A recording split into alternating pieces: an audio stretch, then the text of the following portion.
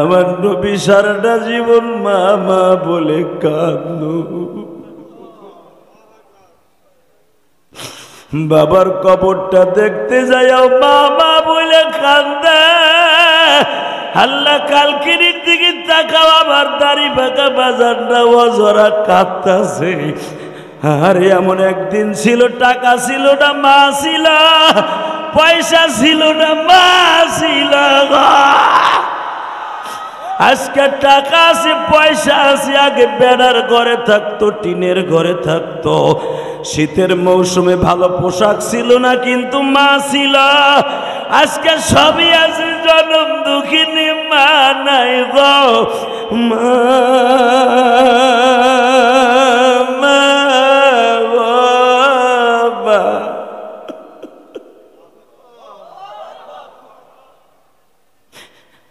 আল্লাহ যারা আমার নবীর কথা শুনে কাঁদবে, তাদেরকে ওলি না বানায় ময়দান ছাড়াইবা না।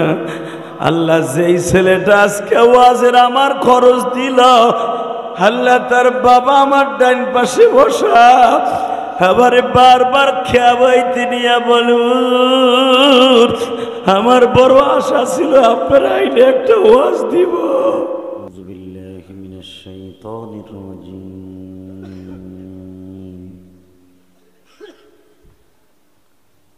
বিসমিল্লাহির রহমানির রহিম।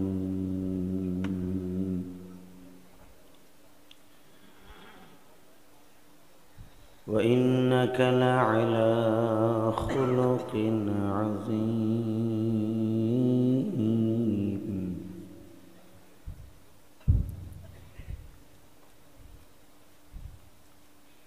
ইয়া আইয়ুহাল্লাযীনা আমানু ইসতাঈনু বিস-সাবরি ওয়াস-সালাহ ইন্নাল্লাহা মা'আস-সাবিরিন।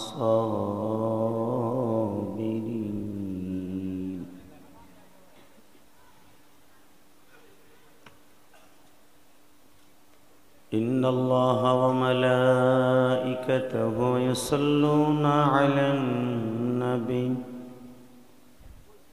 يا أيها الذين آمنوا صلوا عليه وسلموا تسليما. اللهم صل على محمد وعلى آل محمد كما صليت على إبراهيم وعلى آل إبراهيم إنك حميد مجيد. নামাজ পড়লে কে খুশি হয়? আল্লাহ নামটা কখনই আস্তে নেবেন না। আল্লাহ নাম যে যত জোরে নেবেন, দিলের ময়লা তত তাড়াতাড়ি পরিষ্কার হয়ে যাবে। অতএব একসাথে বলেন, নামাজ পড়লে কে খুশি হয়? রোজা রাখলে কে খুশি হয়? হজ করলে কে খুশি হয়? যাকাত প্রদান করলে কে খুশি হয়? আর একটা কাজ করলে আল্লাহ আল্লাহ রাসূল দুজন খুশি হয়, দুরূদ শরীফ পড়লে। নামাজ, রোজা, হজ, যাকাত এগুলা আল্লাহর হক, আল্লাহর হুকুম। আর দুরূদটা হলো কেবলই মাত্র রাসূলের হুকুম।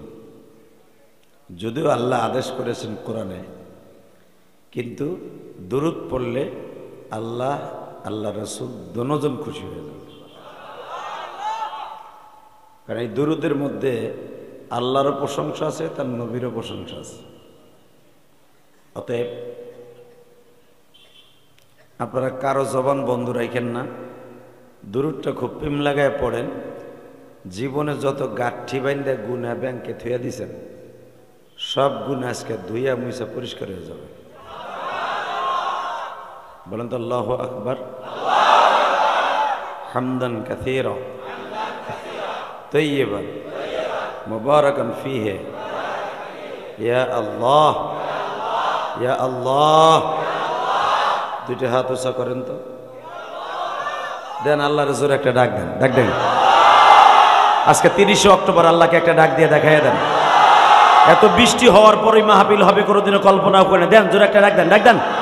30 অক্টোবর দাও আল্লাহকে জোরে একটা ডাক দাও, ডাক দাও, ডাক দাও, ডাক দাও, ডাক দাও, ডাক দাও, ডাক দাও, ডাক দাও। নিজের হাতে বান্দা তুমি বানায়া কোনদিন মাফ না করে পারবে। তুমি যদি মাফ নাই করবা মৌলা বান্দারে,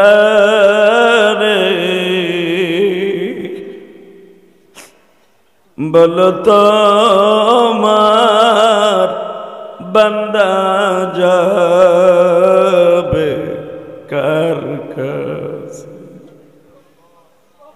দুনিয়ায় যদি আর একজন মাওলা থাকিত, কুদরতি পাও ধরে তারি কাছে যাইতো। আল্লাহ আমাদের তার কোনো ইলাহ নাই, কোনো মালিক নাই, কার কাছে যাব? তো মেহেরবানি করে মাপ না করলে মাপ পাওয়ার কোনো সিস্টেমই নেই। ঠিক না বে ঠিক? জোরে কর, আরো জোরে। আল্লাহ যারা তোমাকে আল্লাহ বলে চোখের পানি দিয়ে আজকে খুশি করবে, জীবনের সব গুনাহগুলা মাফ করে দিবা, এদের বাবা মাকে মাফ করে দিবা, এদের সন্তানদেরকে অলি বানায় দিবা। আল্লাহ এদের গুনাহগুলা মাফ করে নিষ্পাপ করে কবরে পৌঁছায় দিবা। আল্লাহ এখানে অনেক দাড়ি বাঁকা বাজান আছে, আর সময় নাই, যে কোনো মুহূর্তে ভিসা পাসপোর্ট ওকে, বিমান আসবে, আজরাইল বিমান নিয়ে আসবে, জানটা নিয়ে চলে যাবে। আর একবার যে যাব আর কোনোদিন ফিরে আসবো না। কত মানুষ ইটালি গেলে 5 বছর পরে একদিন গ্রিন পাইলে আসে, সৌদি আরবে আকামা পাইলে 5 বছর পরে আসে। এমন একটা প্রবাস হয়ে যায় আমরা কাফনের কাপড় পরে আর কোনোদিন আসতে পারি না। কেবা হবে সঙ্গে আমার কাফনে, কেবা হবে সঙ্গে আমার মরণে, কেবা হবে সঙ্গে আমার কবরে। আল্লাহ কয়ে ডাক দেন তো একটা। আমি যখন বলবো কেবা হবে সঙ্গে আমার কবরে, আপনি আল্লাহরে বানান না, আল্লাহ বলবেন কেবা হবে সঙ্গে আমার কবরে।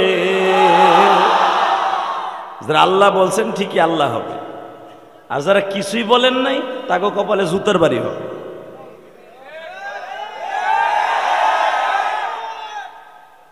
কথা বলেন না কেন? দুনিয়ার 5 টাকার নেতা, ঘুষখোর নেতা, বোতলখোর নেতা, মাগিখোর নেতা এমপি হওয়ার পরে 24 ঘন্টা থেকে সেমরি হোটেলে, হ্যাঁ একটা অর্ডার পালন করার লেগে পাগল হয়ে যাস যুবক।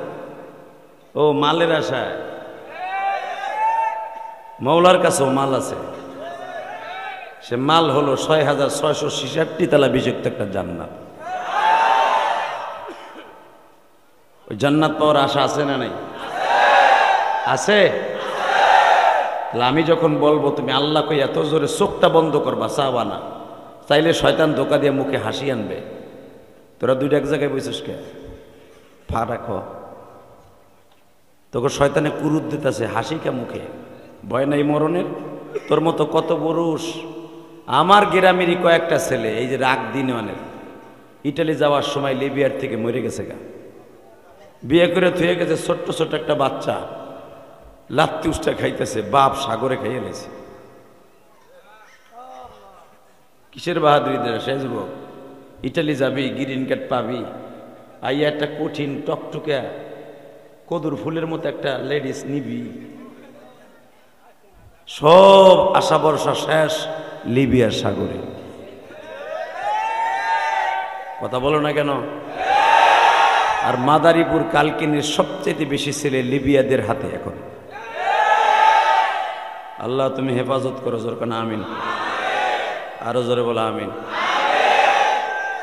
বাবা এক সপ্তাহ ধরে আমার এই চোখটা উঠছে। আমার গোপালগঞ্জ মাদারীপুরে ভাষা তো কয় উদাইছে, তাই না? সহজে বুঝবেন তাই কে উদাইছে উদাইছে। এর লেগে মাঝে মাঝে এইটা একটু পড়মু, আবার তোরা ভাবিস না একটু বেটা একটু নায়ক নায়ক বাবদা হয়ে গেছে। এবার কইস না, এর লেগে আগাইতে চলে মোকাদ্দারের জবাব দিলাম যেটা কির লেগে আমি পড়তাছি। এই ছাতা আমি আজও পর্যন্ত পড়ি নাই, চোখের পাওয়ারও কমে নাই, ইনশাল্লাহ চশমাও লাগাই নেই। বয়স যদিও 50 হয়ে গেছে, আলহামদুলিল্লাহ বলেন। আমার চোখটা ভাইবেন না 50। 1999 সালে দাওরা পড়ছি, 2002 সালে ইফতা পড়ছি। শুধু আপনাদের দুইটা পাও ধরে বলে দিয়ে যাই, রাজোরার টেকের হাট মাদারীপুর মস্তপুর বেশি দূরে না। আমার বাড়ি কিন্তু টেকেরহাট, যদিও টেকেরহাট গোপালগঞ্জের মধ্যে পড়ছে। ওই পার গোপালগঞ্জ, এইবার রাজোর মাদারীপুর। মাঝখানে খালি একটা নদী, একটা রোড মাঝখানে, ঠিক না বেঠিক? তাহলে একসাথে বলবেন, আলোচনা যত সময় চলবে আল্লাহ মারি দিয়ে করাবেন। পিছনে কে কথা কয়? এই লেগে কইছিলাম এটা খুলে ফেলাইতে, বেটার আমার কথাটা নিলই না। ছাতা তো আমি জানি যে পুডুর পুডুর করবে স্টেজের পর্দার ভিতরে, আর গাল ধরে ধরে ঘুষাতে বেটা দামদার করে দামদার।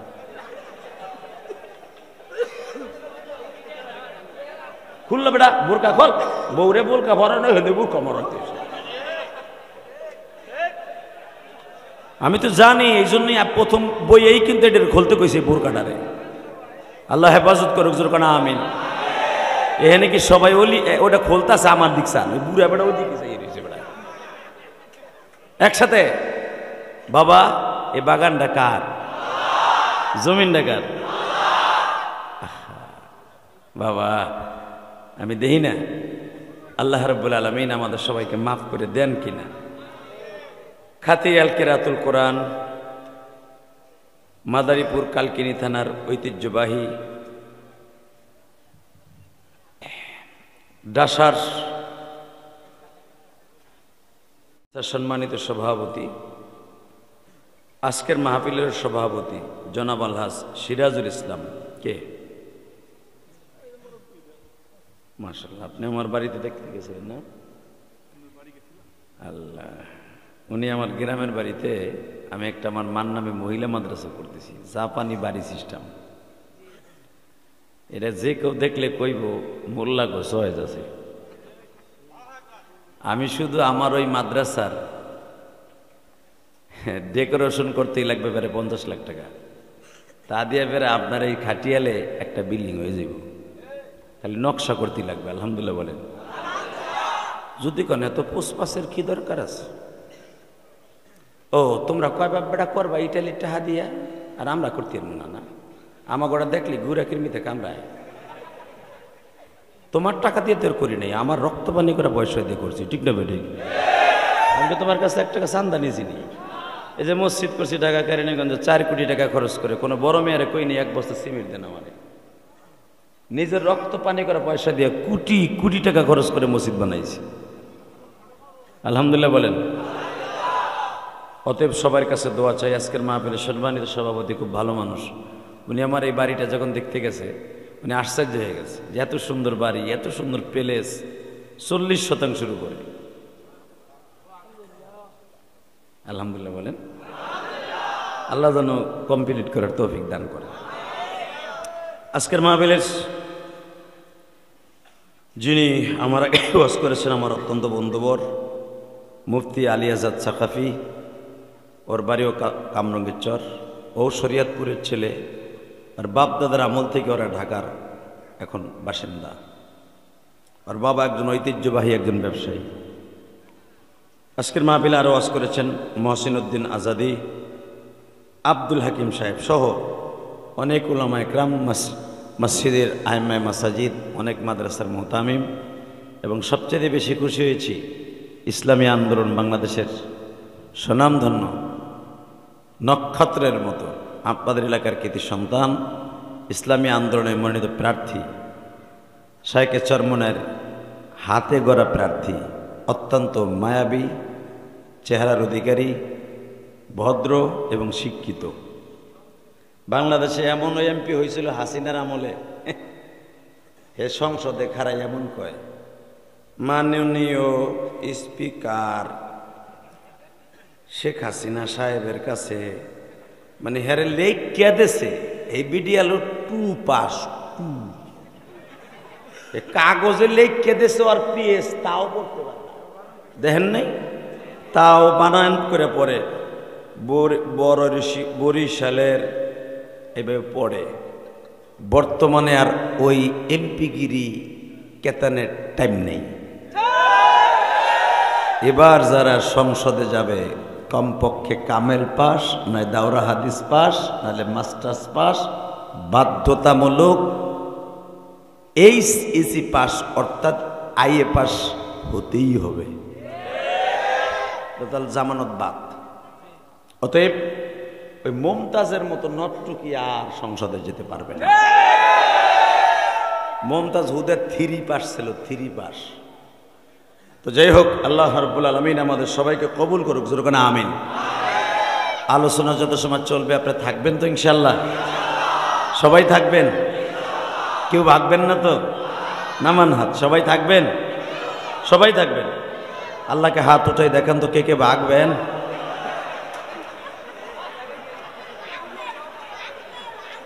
আমি দেহি নেই, থামেন থামেন, আমি দেহি নেই, আমি চোখ বুঝেছিলাম, আমি দেহি নেই। আলহামদুলিল্লাহ বলেন। আল্লাহ আমাদের কবুল করেন। আউযু বিল্লাহি মিনাশ শাইতানির রাজীম।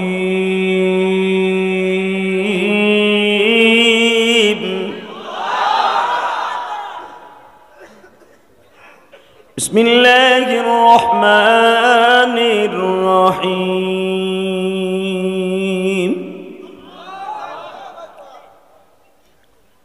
وإنك لعلى خلق عظيم। স্রষ্টার সৃষ্টিজীবের মধ্যে সবচেয়ে সুন্দর চেহারার, সুন্দর চরিত্রের অধিকারী ছিলেন আমার নবী। এটার বিরুদ্ধে কোনো সন্দেহ আছে? মাইক ক্লিয়ার করো তো, আমার দিকে স্পিকার ঘুরাও, টন বাড়াও, বেস বাড়াও, মাস্টারটা হালকা বাড়াও।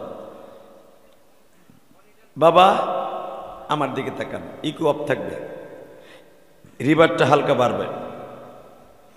আমি আপনাদের খেদমতে আরজ করি, আমি ইলিয়াস রহমান জিহাদি ওয়াজ করি, যা কিছু করি, ওয়াজ করি আর যাই করি, আমার জীবনে আমার চরিত্রে কলঙ্ক আছে, আছে না নাই? আপনি যত বড়ই ইমাম হন, বুজুর্গ হন, আপনার চরিত্রে ভেজাল আছে। পৃথিবীতে একজন মাত্র মানুষ ছিলেন যার চরিত্রে কোনো ভেজাল নাই। পৃথিবীতে একজন মাত্র চেহারার অধিকারী ছিলেন যার চেহারা দেখে কালেমা পড়ে মুসলমান হয়ে গেছে। আল্লাহ নবীদেরকে কয়েকটা কোয়ালিটি দান করছেন। 1 নম্বরে কোনো পাগল, কোনো ছাগল, কোনো বুদ্ধিহীন, আকল কম, বুদ্ধি কম এমন মানুষকেও আল্লাহ নবুয়তি দেয় নাই। আমি নবীদের একটা কোয়ালিটি বর্ণনা করব, আপনার নবীদের কোয়ালিটি শুনে শিক্ষার মেলে আল্লাহু আকবার বলবেন, আপনার হার্টের রোগ ভালো হয়ে যাবে। রেডি আছেন তো? পৃথিবীতে আল্লাহ যতগুলা নবী পাঠিয়েছেন 1,24,000 পয়গম্বর মতান্তরে, কোনো পাগল, কম বুদ্ধি এবং কোনো বেশি কথা কনেওয়ালা এমন কোন মানুষকে নবুয়তি দেন নাই।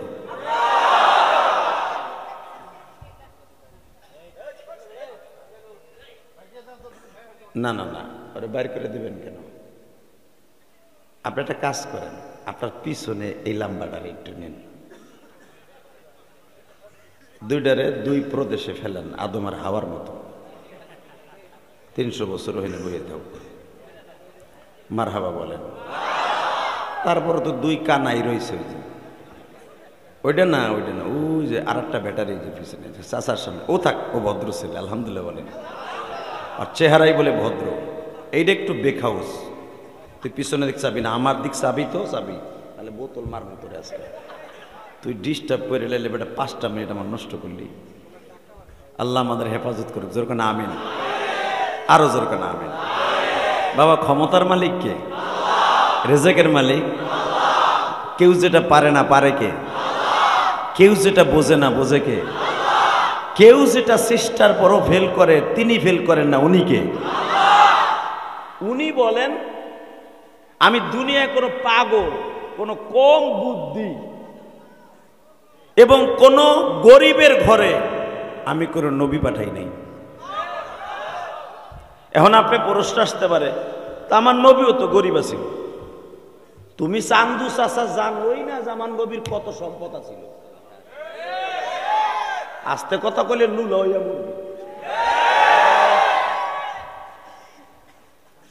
আমার নবীর যে কত সম্পদ আছিল, খালি শুনছেন নবী 70 তালে দিয়ে জামা গায়ে দিছে, টাটকা ফরমালিন যুক্ত মিথ্যা কথা।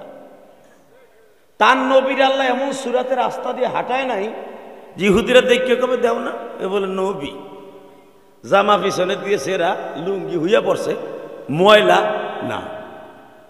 আমার নবী বুখারীতে আসছে কিতাবুল লিবাস। আনাস ইবনে মালিক বলেন রাসূল গ্রীষ্মকালে অর্থাৎ শীতকালে নবীর গায়ে 200 উট বিক্রি করে একটা জুব্বা থাকতো। 200 উট এই জামানায় প্লাস মাইনাস করে দেখা গেছে 200 উটির দাম অন্তত 10 কোটি টাকা। হ্যাঁ সুবহানাল্লাহ, বোর কাছে যে কইও। সৌদি আরব 1 বোতল মাম পানির দাম পড়ে বাংলাদেশে, ওই দেশের যদি 1 রিয়াল হয়, বাংলাদেশের পরে 33, আর বাংলাদেশে আধা লিটার পানির দাম হলো 15 টাকা, আর সৌদি আরব কত? 33 থেকে এখন 35 টাকা। তাহলে আধা লিটার একই, এই বোতলটা দেখেন, এই ডুব বোতলের দাম বাংলাদেশে 15 বা 20 টাকা, আর সৌদি আরব হলো প্রায় 40 টাকার কাছাকাছি। এখন যদি কেউ চিন্তা করে 40 টাকা দিয়ে আধা লিটার পানি কেমন দূর খামু না, শীতই হইয়া থাকে যে জমজমি খামুনি, কথা কন না কেন? অথবা হোটেলের ভিতরে যে দমকল ছাড়লে পানি পরে ওটা খায়, 3 দিন খাবেন, পরের দিন পেটের ব্যথায় কিডনি বাদ হয়ে যাবে, কারণ সৌদি আরবের লাইনের পানি খাওয়া যায় না। বাজান এবার আমার দিকে তাকান, সৌদি আরবের উটের দাম যদি 10 কোটি টাকা খরচ করে আমার নবী একটা পাঞ্জাবি বানায়, বাবা বুঝিয়ে লন, আমার নবী ওই পাঞ্জাবিটা গায়ে দিয়া যখন যুদ্ধের মাঠে যাইতো, বেঈমান গুলো একজন আর একজনের কানাঘষি করে বলতো, তোমরা না বলছো মুহাম্মদ ফকির?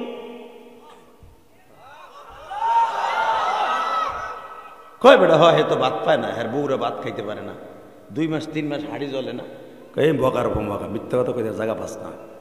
তুই দেখতো যুদ্ধের মাঠে যত বেঈমান আছি আমরা, বিরোধী দল দেখতো, হ্যার জামার আমাকে সবগুলার জামা বিক্রি করলেও তার একটা জামার সমতুল্য হবে না। আমার নবীর উপরের সাইডটা ছিল পৃথিবীর শ্রেষ্ঠ, পেটটা ছিল গরিব। আবার নবীর উপরের দিকটাকে কেউ দেখলে কেউ ভাবতে পারতো না যে এই মানুষটার পেটে ক্ষুধা। নবীর বিবিদেরকে দামি দামি 3 পিস পরিধান করাইতেন রাসূল, যেন কোনো মুনাফিকের বিবি তোমাদের ঘরে এসে বলতে না পারে নবীর বউ বৌদি কাপড় চোপড় ছেঁড়া বেড়া ময়লা যুক্ত দেখে আসলাম।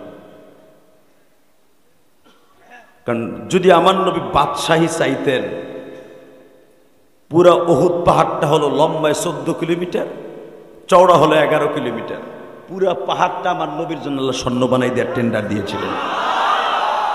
14 কিলোমিটার একটা স্বর্ণের পাহাড়, উঁচা হলো 550 ফুট।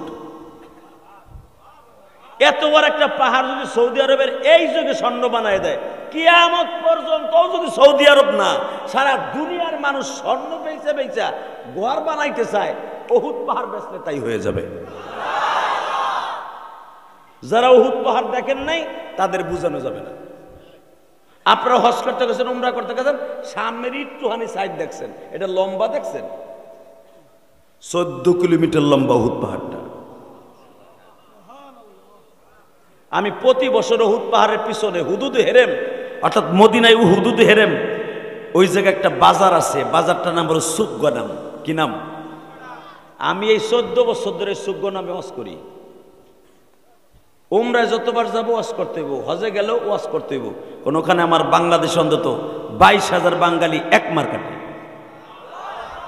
আরো জোরে। উহুদ পাহাড়ের পিছনের সাইডে। আমার দিকে তাকায় বলবেন, আমার নবী কোনোদিন কোন গরিবের ঘরে আল্লাহ রাব্বুল আলামিন নবী পাঠান নাই। আপনি একটা নবীরে দেখেন, তার বাবা ভিক্ষা করছে। কথা বলে না কেন? কেন পাঠান নাই জানেন? আমার কাছ থেকে নেন। নবীদের কোন দিক দিয়া আল্লাহ ছোট রাখে নাই যেন তারা টিটকারা মারবে। ইব্রাহিম আলাইহিস সালামের বাবা, আপনারা ভাবতে পারেন, সে ছিল নমরুদ্দার সবচেয়ে বড় বডিগার্ড, শেখ হাসিনার বাড়ির দারোয়ান, যে সারা রাত খালি শেখ হাসিনার দরজার কাছে পেপার আগাই দিয়ে খাড়ায় থাকতো। হে যদি হয় 400 কোটি টাকার মালিক। হাসিনা কইছে 400 কোটি টাকা, 450 তো পরে ফেলা হয়েছে রিমান্ডে নেওয়ার পরে। হাসিনার বাড়ি পেপার আগায় দিত, ওইটাই যদি হয় 400 কোটি টাকার মালিক, তো নমরুদ যে হলো পৃথিবীর খোদা, হ্যার মাথার উপরে যখন এইভাবে মূর্তিটা ধরতো, আর নমরুদ এইভাবে ইব্রাহিম আলাইহিস সালামের বাপের সামনে। আসলে সমস্ত মুফাসসিরগণ লেখেন, এই সেজদা মূর্তিরে দেয়া হইতো না, ইব্রাহিম আলাইহিস সালামের বাপরে দেয়া হইতো। সুবহানাল্লাহ। বোর খেতার মধ্যে যাইয়া কইও, আস্তে কইবা, গালবে হইয়া মরবা। কারণ সুবহানাল্লাহ কার প্রশংসা? আলহামদুলিল্লাহ কার প্রশংসা? শেখ হাসিনা খালেদের প্রশংসা? ওই মালিকের প্রশংসা করতেছে, কিপটামি করো কাও সান্ধু চাচা।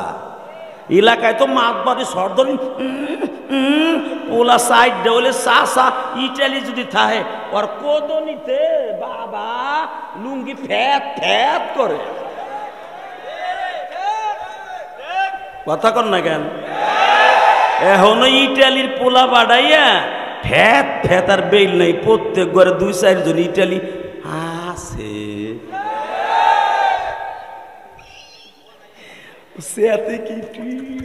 মানে ওর ভাইও দুইটা থাই মনে হয়।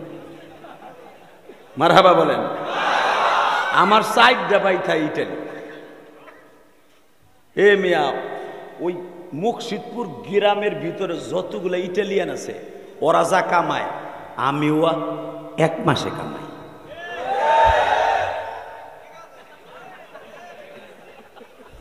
মারহাবা কর।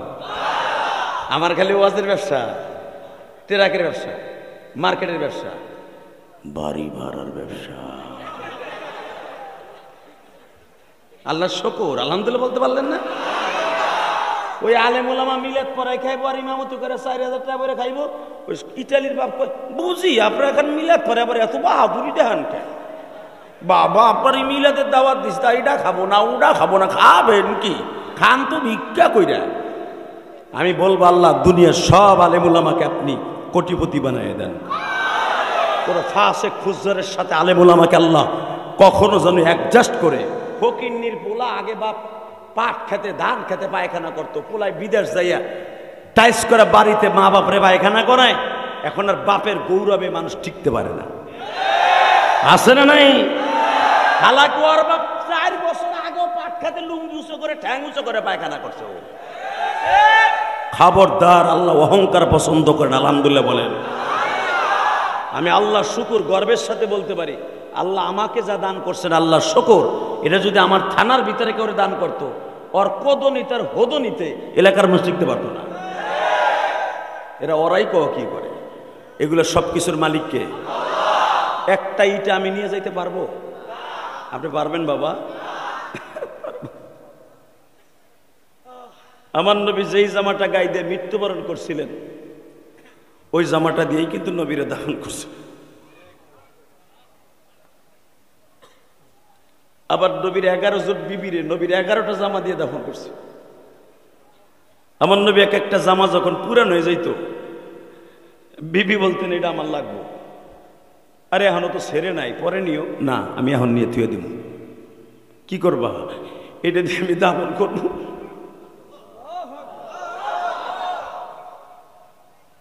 নবীর জীবনের এই জামাগুলা স্ত্রীরা হাদিয়া নেয়ার সিস্টেম চালু করছে মা খাদিজা। বাংলাদেশের এক কুলাঙ্গার বক্তা, এলেম নাই কালাম নাই, কি করব নিজেও জানে না। মা খাদিজারে কি কয় জানেন? কয় হে জীবনে এক তো নামাজও পড়ে নাই, পর্দাও থাকে নাই, জাকাতও দেয় নাই। তুই জানোস না, তুই জানোস না মা খাদিজার ইতিহাস, তুই জানোস না। মা খাদিজার বাবা ওই জামানায় কোটি কোটি টাকা জাকাত দিছে। মক্কায় যত হাজিরা আসতেন সমস্ত হাজিদেরকে মা খাদিজার বাবা খায়লাত নিজের অর্থায়নে পানি পান করাইতেন। প্রত্যেকটা হজের মৌসুমে খাদিজার বাবা হাজিদের জন্য ওই জামানার হাজার হাজার দিনার খরচ করে হাজিদেরকে হাদিয়া দিতেন। খাদিজার বাবা দানও করে নাই, জাকাতও দেয় নাই। যার বাবা যদি দান করে এত, খাদিজার নবীর ঘরে বুঝে আঙ্গুল চুষছে। যে সমস্ত অপ্রাসঙ্গিক কথা এগুলো বললে জনগণের নবীর উপরের মানুষের আস্থা নষ্ট হয়ে যাবে, ওটা বলা হারাম। মা খাদিজা নামাজ পড়ে নাই বেটা, ফরজ নামাজ পড়ে নাই। নামাজ ফরজ হয় নাই সেটা পড়ে নাই। নামাজ ফরজ হয়েছে 5 ওয়াক্ত। নবী হিজরাতের মাত্র 1 মাস আগে, কেউ বলে 6 মাস আগে, আর মা খাদিজা মারা গেছে 2 মাস আগে। মা খাদিজার ইন্তেকালের পরে নামাজ 5 ওয়াক্ত ফরজ হয়েছে। কিন্তু মা খাদিজা প্রত্যেক দিন 3 ওয়াক্ত নামাজ পড়তেন। কয় ওয়াক্ত? জোরে কন, আরো জোরে, জোরসে বলো, জোর হলো না। কয় ওয়াক্ত? 1 নম্বরে মা খাদিজা নামাজ পড়তেন জোহরের ওয়াক্ত, কারণ যেটা ঈসা নবীর পরে ফরজ ছিল। মারহাবা বললেন না? 2 নম্বরে মা খাদিজা পড়তেন আসরের নামাজ, ঈসা নবীর পরে ফরজ ছিল।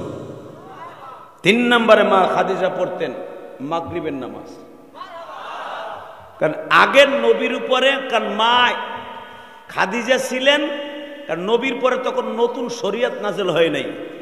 ঈসা নবীর পরে যে শরীয়ত ছিল, যেরকম মুহররমের 10 তারিখ শাহরুল্লাহিল মুহররম, আফজালুস সিয়াম বাদার রমাদান শাহরুল্লাহিল মুহররম।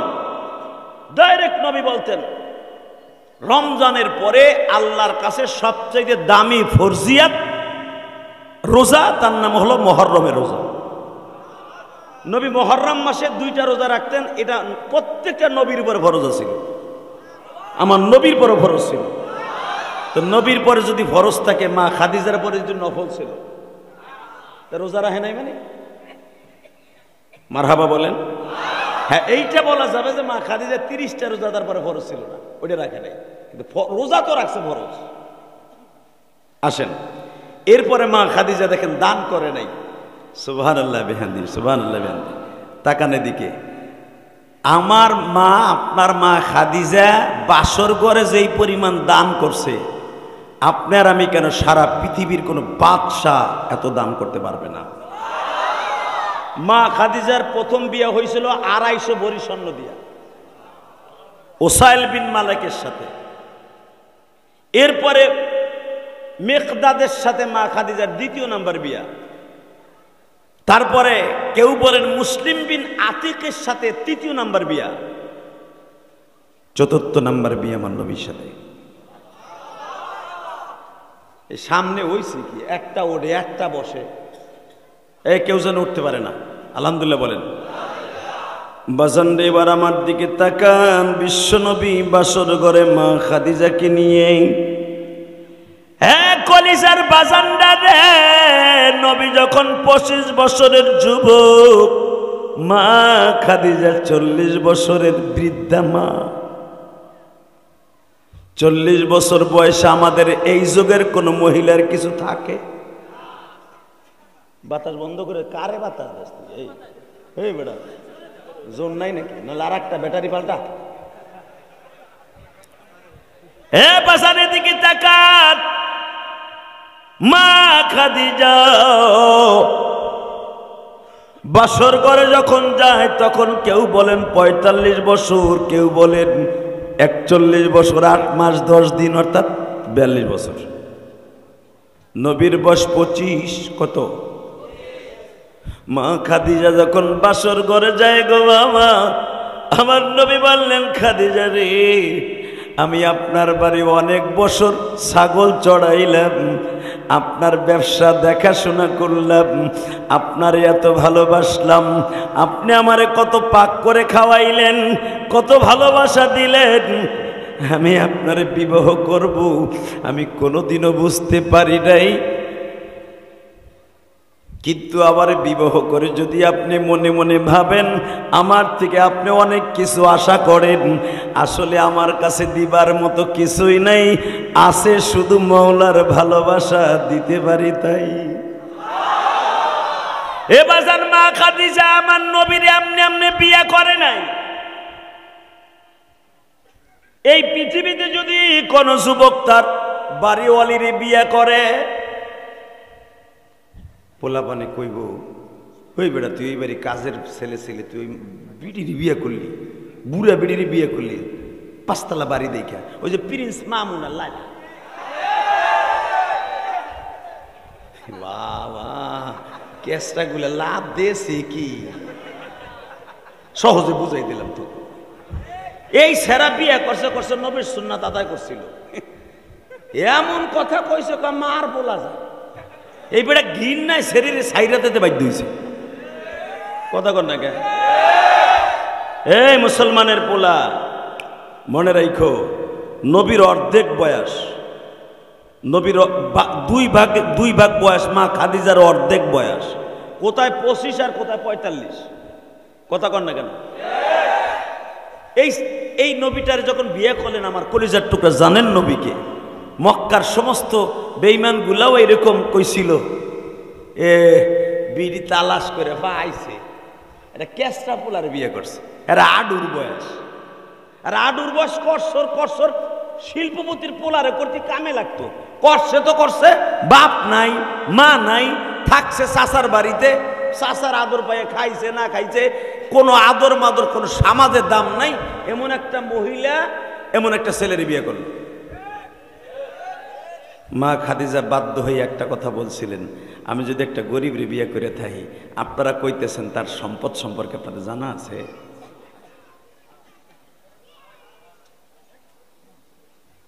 আবু জেহেল চট করে বলে ফেলছে, তার সম্পদ কি হইব, তার বাপ গাছে মরেছে, ওরের সূত্রে কয় টাকাই বা পাইব। শোনেন তাহলে আমার নবীর বাবা ইন্তেকালের সাথে সাথে আমার নবী কত 100 কোটি টাকার মালিক। আমার নবীর চাচা ছিল 9 জন, বাপ ছিল 1 জন, 10 ভাই 6 বোন। আব্দুল মুত্তালিবের আব্দুল মুত্তালিবের ছেলে হলো 10টা, মেয়ে হলো 6টা, কত? 16টা ছেলে মেয়ে। আব্দুল মুত্তালিব যখন মারা যায় নবীর বয়স তখন 8 বছর 2 মাস 10 দিন। 8 বছর বয়সে আব্দুল মুত্তালিব সব সম্পদ পাই টু পাই ছেলেদেরকে হিসাব করে লিখে দিয়ে যায়। ওই সূত্রে, বাবার সূত্রে আমার নবী উট পাইছে 750। কয় বছর বয়সে? যাইস তুই 2 দিন পর ইটালি যাওয়ার নিয়ত করছো, যাইতে পারবি না কিন্তু, দোয়া লয়ে যা, টাকা নেই দিকে। 750 উটের মালিক 8 বছর বয়সে। নবীর যুগের একটা উটের মূল্য এই জামানায় যদি আপনার তুলনা করা হয় 1 কোটি টাকার কাছাকাছি। হিসাব করেন আমার নবী কত 100 কোটি টাকার মালিক ছিলেন। আরো জোরে কর। এইটা পাইছে উট। নবীর যে দাদার বাড়ি এখন হাজিরা যেটা দেখেন, মাউলুদুন নবী, যেই ঘরে নবী জন্ম নিছে, এই বাড়িটা নবীর দাদা নবীর নামে দলিল করে দিছে। হুজুরের 9 জন চাচার বাড়ি 9 জায়গায় ছিল। সে আবু তালেবের বাড়ি ছিল। আবু লাহাবের বাড়ি জাবালে কোবায়েসের ঢালুতে ছিল। এদিকে আমার দিক তাকাবেন, এখন চোখের পানি ফেলবেন। কার সামনে কি বলতেছেন? কোন পাগল ছাগল কাল্লা নবীগিরি দেয় নাই। জোরে জোরে জোরে জোরে জোরে জোরে। এখন আমার ওই নবীর যদি বাংলার জমিনে কেউ গালি দেয়, নবীকে চরিত্রহীন বলে গালি দেয়, নবীর চরিত্রে কলঙ্ক দেয়, আমার এই নবীর যদি ইন্ডিকেট করে কেউ কথা কয়, ওরে জাগায় কুবায় মেরে ফেলবো, জাগায় কুবায় মেরে ফেলবো, ওরে জাগায় নাই করে দিব।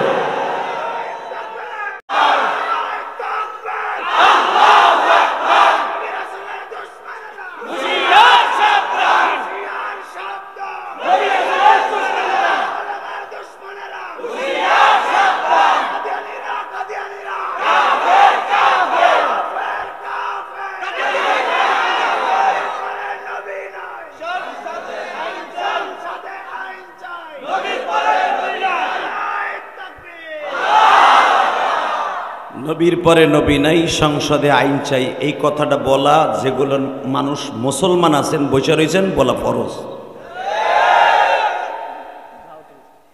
নবীর পরে নবী নাই, সংসদে আইন চাই, এই কথাটা বলা প্রত্যেকটা মোমেনের জন্য ফরজ। কোনো সন্দেহ আছে? আপনার আমার জন্মের মধ্যে ভেজাল থাকতে পারে, কারণ আপনার আমার আসল বাপকে জানে আমার মায়। আর জাগো বাপ প্রবাসী, এরা তো আরো ভালো করে পরীক্ষা করতে হবে, কারণ পরীক্ষার হার যেভাবে বাড়ছে, আল্লাহ সবার জন্ম ঠিক রাখুক। জোরে কেন আমিন, আরো জোরে। আজকে ফেসবুকে আমার একজন দেখাইলো, রাগ করেন না, বেড়ায় থাই বিদেশ, 7 মাস পরে বিডি কয় আমার পেটে বাচ্চা। তা সাংবাদিকরা জিজ্ঞেস করছে, আজকে ফেসবুকে আইছে, আমি আজকে জিজ্ঞাসা আপনার স্বামী কাছে 7 মাস আগে, তা 5 মাসের বাচ্চা কেমন হয়? কথা কতির। এই মহিলার করার দরকার কি করে? ওরে রাবিয়া বস্ত্রের মতো সুমা দেওয়া উচিত। নাউজুবিল্লাহ বলেন না? সবকিছুর মালিককে। আমি আমার মা বোনদেরকে বলবো, মা এই দুনিয়া থাকার জায়গা না। ইলিয়াসুর রহমান জিহাদির মা মাত্র 29 বছর বয়সে মারা গেছে। আমার বয়স তখন 12 বছর বয়স। আমার মার কত আশা ছিল, আকাঙ্ক্ষা ছিল, আমারে আলেম বানাবে, আমারে দেখবে, আমি মাদ্রাসায় পড়বো, মৌলানা হবো, সব আশা লই আমার মা কবরে চলে গেছে। এমনকি নবীর মা আমেনারও আশা ছিল, আমেনা জানতো আমার এই ছেলেটা নবী হবে। আমেনার আশা ছিল হয়তো ওর বাবাটা মারা গেছে, ওর নবী হবে, ওর হাতে কালেমা পড়বো, এরপর আমি পড়বো। এই কথাটা আমেনা বলছিলেন আমার নবীর বাবার কবর দেখার সময়, যখন আমার নবী উঠে সইরা মার পিছনে বসা, আমেনা সামনে বসা, আর এক রাবাত আসছে নবী সামনে বসা, মা পিছনে বসা, উম্মে আইমান দাসী তার পিছনে বসা, মাঝখানে আমার নবী বসা। উটটা চলতেছে, একজন রাহবার উটটা রশি ধরে ধরে মদিনার দিকে যাচ্ছে। তখন আমার নবীর ঘাড়ের উপর দিয়ে আমেনা এই জায়গা চুমা দিয়ে বলে, মোহাম্মদ রে, আমি যেন তুমি নবী হওয়ার পরেও চুমা দিতে পারি। আবার নবী মুস্কি হেসে দিয়ে বলেন, মা আমি কি নবী হমু? বাবা জান্নামটা স্বপ্নের ভিতরে আমার মওলা রাখতে বলে, জান্নামটা তার বাবা ইন্তেকালের আগে রাখতে বলে, মুহাম্মদ রে, এই মুহাম্মদ নামটা রাখা তোমার বাবার রাখা নাম, আহম্মদ তোমার মায়ের রাখা নাম, মাহমুদ নামটা রাখা স্বপ্নের মাধ্যমে, কারণ এই নামটা রাখছে তোমার মওলা।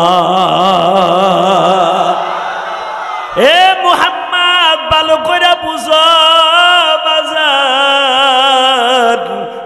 তোমার বিবাহের অনুষ্ঠান আমি দেখতে পারবো কিনা জানি না, তবে আমার মনে বড় আশা আমার ছেলে নবী হবে, তাও আখিরি নবী হবে। বাজারাবাদ দিকে দেখান, খাসায়েসুল কুবরা নামক সিরাতের উল্লেখযোগ্য কিতাব, এই কিতাবের মধ্যে উলামা کرام মুতালা করে দেখবেন, খাসায়েসুল কুবরা নামক গ্রন্থ, আল্লাহর কুতুব লেখেন, আমেনা যে একটা পাদ্রীর গির্জার পাশ দিয়ে বাবা মদিনায় যাইতেছিল আবহাওয়ায়, নবীর যখন বললেন, বাবা দেখবা তোমার দাম কত? মা আমার দাম কত? কি কত মা? আসো। মদিনায় যাওয়ার সময় এটাই আমেনার সাথে শেষ সফর, আর কোনোদিন মার কোলে উঠে নানার বাড়ি বেড়াইতে যেতে পারবো না। কেবল গির্জার পাশে আমেনা নিয়ে একটা গাছের নিচে বইছে, ওই গির্জার মধ্যে যত স্বর্ণের মূর্তি আছিল সব নবীর কাছে আয়া পড়ছে। নবীর কাছে আয়া মানে সে হাইটে আসে নাই, সমস্ত মূর্তিগুলা জমিনে পড়ে গেছে। খালি যে বলছে তোমরা প্রতিমা, তোমাদের সামনে আজকে আসছে নবী মুহাম্মদ রাসূলুল্লাহ। কথাটা বলতে দেরি আছে, মূর্তিগুলা সিজদায় পড়তে দেরি করে নাই। আমার নবী দৃশ্য দেখে বলে, মা তাহলে কি ওরা আমার সিজদা দিল? রাসূল বলেন, লান নাদউ মিন দুনিহি ইলাহান লাকাদ কুননা ইদান শাতাতা। মা পৃথিবীর কোন মানুষকে সিজদা দেওয়া জায়েজ নাই মা। কিন্তু নবীর বয়স তখন 6 বছর। কত? 6 বছর বয়সের থেকে আমার নবী দাওয়াত ও তাবলীগের কাজ করে। আল্লাহু আকবার। এখন আমার ওই নবীর যদি কাদিয়ানীরা কয়, নবী মুহাম্মদ ছিল একটা চরিত্রহীন, তার নবুয়তির পূর্ণতা পায় নাই বিদায় গোলাম মুহাম্মদ কাদিয়ানীর নবুয়তি দিয়ে গেছে। যদি এই কথা বলে ওই হারামিডারে কি কুত্তার মতো কোবাইয়া মারতে? তো এই হুজুর যে বারবার তা আরেকবার মিছিল দিছে আমি ওঠার আগে, নবীর পরে নবী নাই, সংসদে আইন চাই। ডাক্তার ইউনূস, আমি জানি আমার কথা আপনি শুনবেন না, কারণ আপনি তালেরই না। শেখ হাসিনা ভালো হোক আর খারাপ হোক, শেখ হাসিনা 24 ঘন্টা ওয়াজ শুনতো। কি লেগে জানেন? এই জন্য ওয়াজ শুনতো, কে আমারে বাস দেয়, গরমটা দেয় না ঠান্ডাটা দেয়। এই বেটা তাও হনে না, কারণ এ তো এই দেশের নাগরিক কিনা। এই যে আমাকে সুদখোর চাচা ইউনূস, উনি কিন্তু এই দেশের নাগরিক কিনা আপনি জানেন? উনি আমেরিকান, লন্ডন, জার্মান, জাপান বহুত দেশে তার নাগরিকত্ব দিছে। আমার দিকে তাকায় থাকেন মুসলমানের ভোলা। তা উনারে আমরা বহুত আশা করে গত বছরও আমরা একটা স্মারকলিপি দিছিলাম। অন্তত শাইখুল ইসলাম আহমদ শফী একটা নিয়াত করছিল যে আপনি কাদিয়ানীদেরকে এটা অমুসলমান ঘোষণা করে এইটুক করেন। আমাদের এটা ধর্ম বর্ম নির্বিশেষ দেশ, স্বজন প্রীতির দেশ।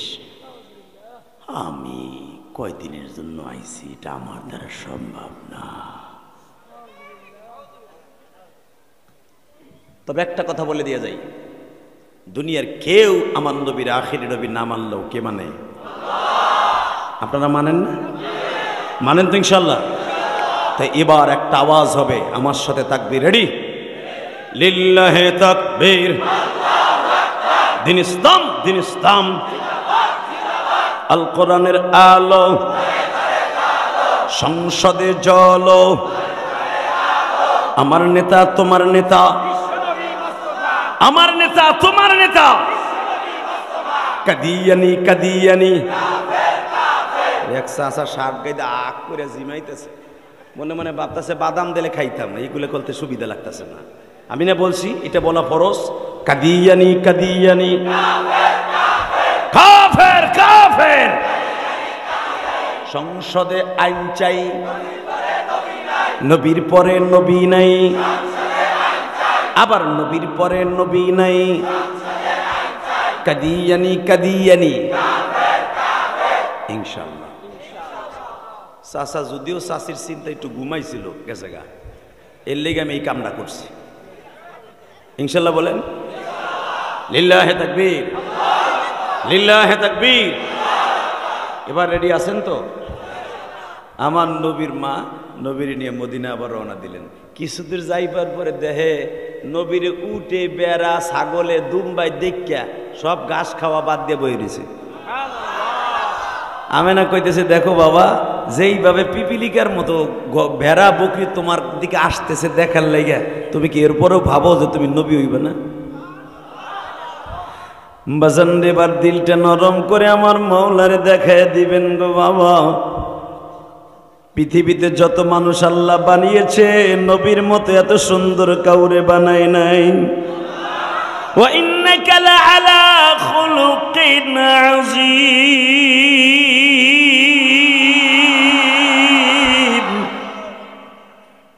আমি স্রষ্টার সৃষ্টিজীবের মধ্যে সবচেয়ে সুন্দর চরিত্র, সুন্দর অভয় দিয়া আমি একজন মাত্র, অনলি ওয়ান, একজন মানুষ বানিয়েছি। সে হলো আমার কলিজার নবী, জানের নবী, নবী মুহাম্মাদুর সাল্লাল্লাহু আলাইহি ওয়াসাল্লাম। বাজান এবার আমার দিকে তাকানার চোখের পানি ফেলাই আমার মাওলারে খুশি করে দেখাইয়া দেন। ইউনূস পয়গম্বর আমার আল্লাহর সাথে বাবা মাছের পেটে বইয়া কথা কয়। ইউনূস নবী যখন দৌড় শুরু করলেন মাছের পেটের মধ্যে যাইয়া, যেই মাছটা ইউনূস নবী খেয়েছিল ওই মাছটা আবার আরেকটা মাছে খাইছে। দুইটা মাছের পেটের মধ্যে নবী ইউনূস, আল্লাহর পয়গম্বর ইউনূস। সূরা আম্বিয়ার মধ্যে দেখবেন মাছের পেটে যাইয়াই বাবা দৌড়াইতেছে। আল্লাহ সুবহানাল্লাহ, যারা আসতে কয় এগো বাড়ি ঘর তুমি চিনো। বছরে একবার এই মাঠে হয় ওয়াজ, বেটা সারা বছর তো সুবহানাল্লাহর দরজায় তালা মারছে তো মারছে, এই মাঠেও মারছে।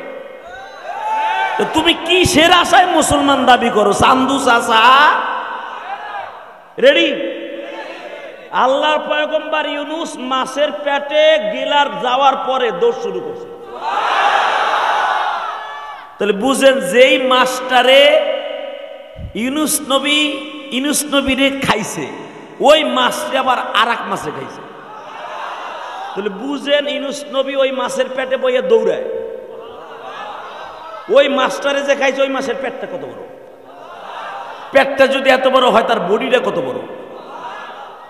তো ওই মাছটা যে ইউনূস নবীরে খাইছে, ওই ইউনূস নবী যদি হজম হওয়ার পরে পায়খানা করে দিতেন, অথবা এই মাছটারে ইউনূস নবীরে যেই মাছে খাইছে এই মাছটারে যেই মাছে খাইছে এই মাছেও তো হজম করার পরে পায়খানা করবো, ঠিক না বেঠিক? হয়তো ওই মাছটা হজম হয় নাই, ওই মাছটা ওরে ছাইড়ে দিছে, উগরাই ফেলে দিছে। এখন কানবেন, ইউনূস নবীরে যেই মাছে গিলছে ওই মাছটা যেই মাছে গিলছে ওই মাছটাও একাধারে 40 দিন ওই মাছের পেটে রইল। ও মরল না, ইউনূস নবী মরল না। তাহলে মারার মালিককে? পুলিশে, র্যাবে, কোন মানুষে? কে? 40 দিন মাছও জীবিত, ইউনূসও জীবিত। ইউনূস আলাইহিস সালাম রে যেই মাছে গিলছে ওই মাছরে যেই মাছে গিলছে যখন আস্তে করে উটকি মেরে ফেলাই দিছে, যা তোরে বাঁচাই দিলাম, কারণ তুই আমার পেটে আসার পর আমি তোর হজম করতে পারলাম না। দেখবেন যার পেটের মধ্যে হজম শক্তি কমে যায়, ঘন ঘন বমি হয়, তাহলে বোঝা যাবে তার কিডনিতে সমস্যা, হজম শক্তি কমে গেছে। ওই মাছে মনে করছে আপনার কিডনি বাদ হয়ে গেছে, এত বড়টা গিলতে পারলাম কিন্তু হজম করতে পারলাম না, উটকি মেরে যখন বাইর করে দিছে ওই মাছেও দেখে এই যেটা আমার পেটে আইছে এটারও তো আমি গিললাম ঠিকই, হজম করতে পারতাছি না। হ্যার পেটেও যন্ত্রণা হওয়ার করে হে উটকি মাইরা সরের উপরে ধাক্কা দিয়া করে দিছে।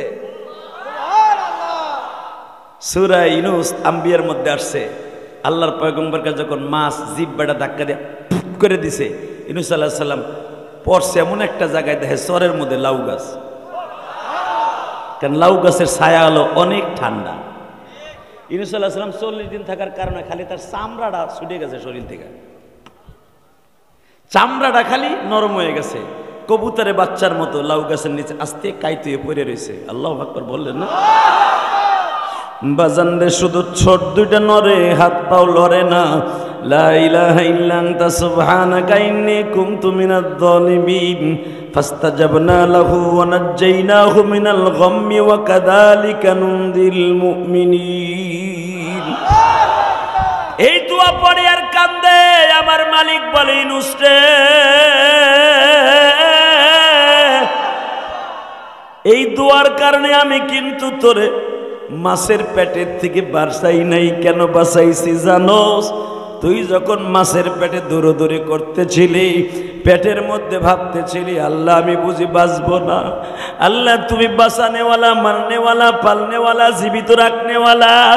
ইউনূস তোর বিশ্বাস আমার পরে হয়ে গেল।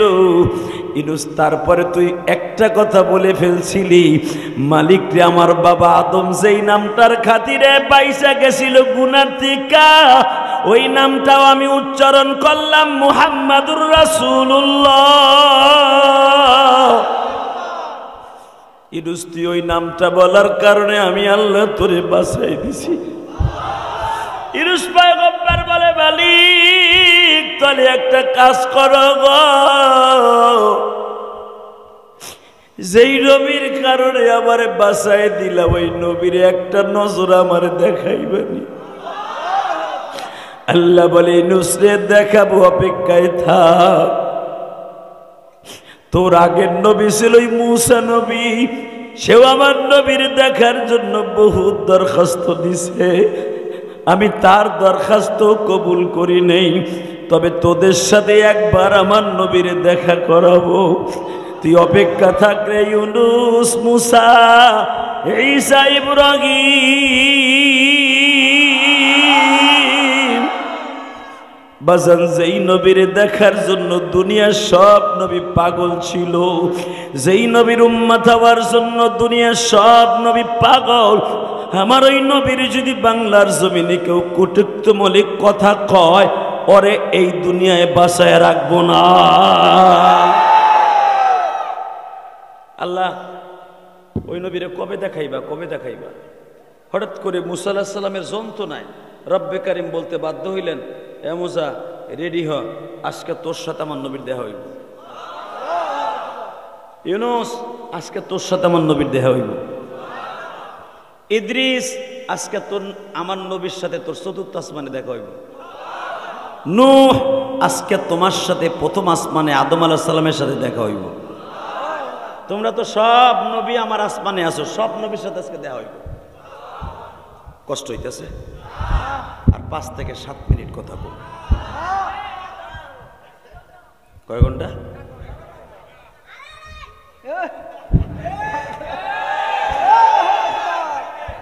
আল্লাহ তোর অলি বানাই দিক।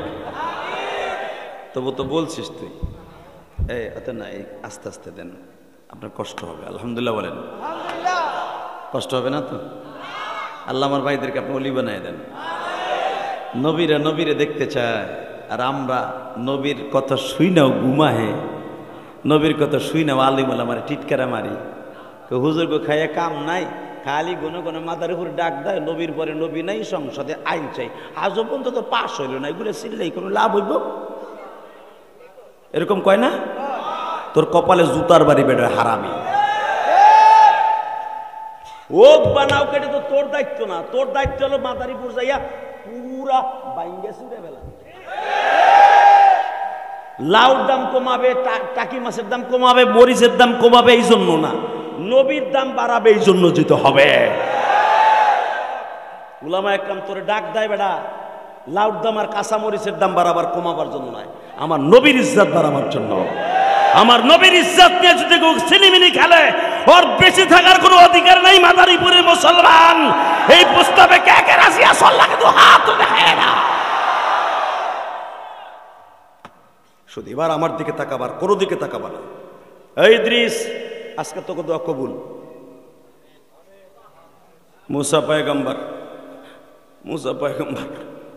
অপেক্ষায় আছে, নবী আসতেছে আসতেছে, কখন আমার আসমানে আসবে।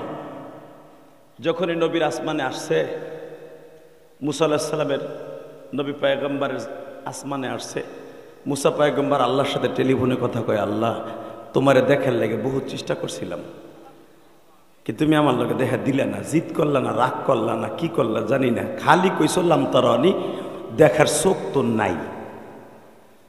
কিন্তু আমি তখন কইছিলাম, তোমার কি চর্ম চোখ দিয়া দুনিয়ার কোনো মানুষ দেখতে পারবে মৃত্যুর পর ছাড়া? তখন তুমি কইছিলে একজন মানুষ দেখতে পারবে, সে হলো নবী মুহাম্মদ রাসূলুল্লাহ। তো এই মানুষটা আমার আসমানে আসতেছে, আমি কিভাবে আপ্যায়ন করলে তুমি খুশি হইবা? মূসা কিছু কিছু জিনিস আছে, এগুলো বইলা দিতে হয় না, নিজের থেকে অর্জন করতে হয়। আমার নবী তোর আসমানে আসবে অতিথি হইয়া, তুই তারে কি দিয়ে খুশি করবি তুই ভালো জানোস। এবার কানবেন, আপনিও মূসা নবীর গাড়িতে জান্নাতে যাবেন। বেজন্ডে মূসা পয়গম্বর আমার নবীর আসমানে, মূসা নবীর আসমানে আমার নবী দাঁড়িয়ে আছে। এ মাদারীপুরের কালকিনির বাইরা, ডাসারের বাইরা, যখনই আমার নবী মূসা নবীর আসমানে বাজান দাঁড়িয়ে সালাম দিয়ে দিলেন, সালাম দিতে দেরি আছে। দেখেন আমার নবীর মধ্যে কোনো অহংকার নাই। মুসা পয়গম্বর দেখে নবীর সাথে দেখা করানোর লাইগা আমাদেরকে জান্নাতের পোশাক মওলায় পড়াইছে। এই পর্যন্ত হাজার হাজার বছর আমরা কবরে আসছি, আসমানে জান্নাতের মেহমান হইছি, জান্নাতের পোশাক আল্লাহ আজ পর্যন্ত আমাদেরকে পড়ায় নাই। নবী আসবে এই জন্য আমাদেরকে জান্নাতের পোশাক আজকে পরিধান করাইছে নবীর খাতিরে। কিন্তু দুঃখের বিষয় আমাদেরকে জান্নাতের পোশাক পরাইছে, নবী মুহাম্মাদের গায়ে দেখি ছেঁড়া জামা। নবী মুহাম্মাদের এই বগলের নিচ দিয়ে জামাটা ছিদ্র, হাতার কাছ দিয়ে রক্তের দাগ দেখা যায় গো।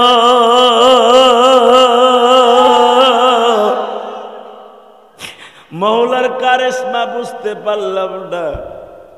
আমাদেরকে জান্নাতের পোশাক পরাইলেন, আমার নবী আসতেছে। কিন্তু যারে আনলেন মেহমান বানায়া, প্রধান অতিথি বানায়া, তার জামায় রক্তের দাগ, তার জামা ঘাড়ের কাছ দিয়ে ছেঁড়া ফাটা। সে যে জুতা জোড়া পাই দিয়ে আসছে, ওই জুতার মধ্যে ময়লা রক্তের ছাপ। জুতের ফিতেটা অর্ধেক ছেঁড়ার অর্ধেক লাইগা রয়েছে। বুঝলাম না গো মালি,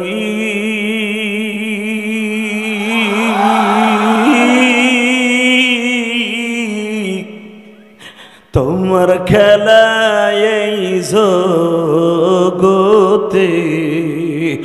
তোমার খেলা এই জগতে সবাই বুঝে না। কাউরে হাসাও, কাউরে কাঁদাও, কাউকে গাছতলা। হল্লা দেখো এই গভীর রাত্রে মাদারীপুর কালকিনি দাসারের বাইরা যারা চোখের পানি ফেলায় এখন কাঁদবে গো মানি। এদের মধ্যে কার যেন জনম দুঃখিনী মা নাই গো মা।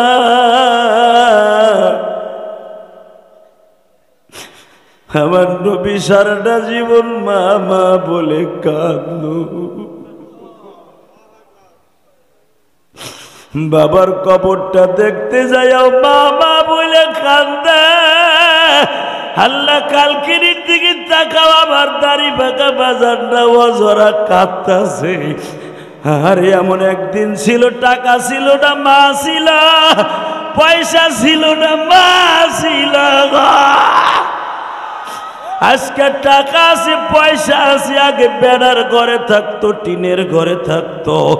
শীতের মৌসুমে ভালো পোশাক ছিল না, কিন্তু মা ছিল। আজকে সবই আছে, জনম দুঃখিনী মা নাই গো মা।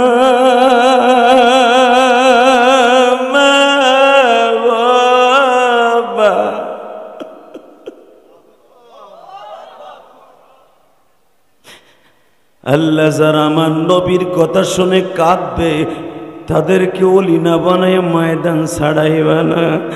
আল্লাহ যেই ছেলেটা আজকে ওয়াজের আমার খরচ দিল, আল্লাহ তার বাবা আমার ডান পাশে বসা, আবারে বারবার খেয়াবাইতে নিয়ে বলুন, আমার বড় আশা ছিল আপনার আইলে একটা ওয়াজ দিব। আল্লাহ তার ছেলে ইটালি থেকে খরচা ঠিকই দিল, এই মাঠে আসার সুযোগ হইল না। হয়তো যদি আজকে বাংলাদেশে ওই ছেলেটা থাকতো আর দেখতো আর ব্যবসা ছাড়া কান্দে, আর বুকটা ভরিয়া যাইত।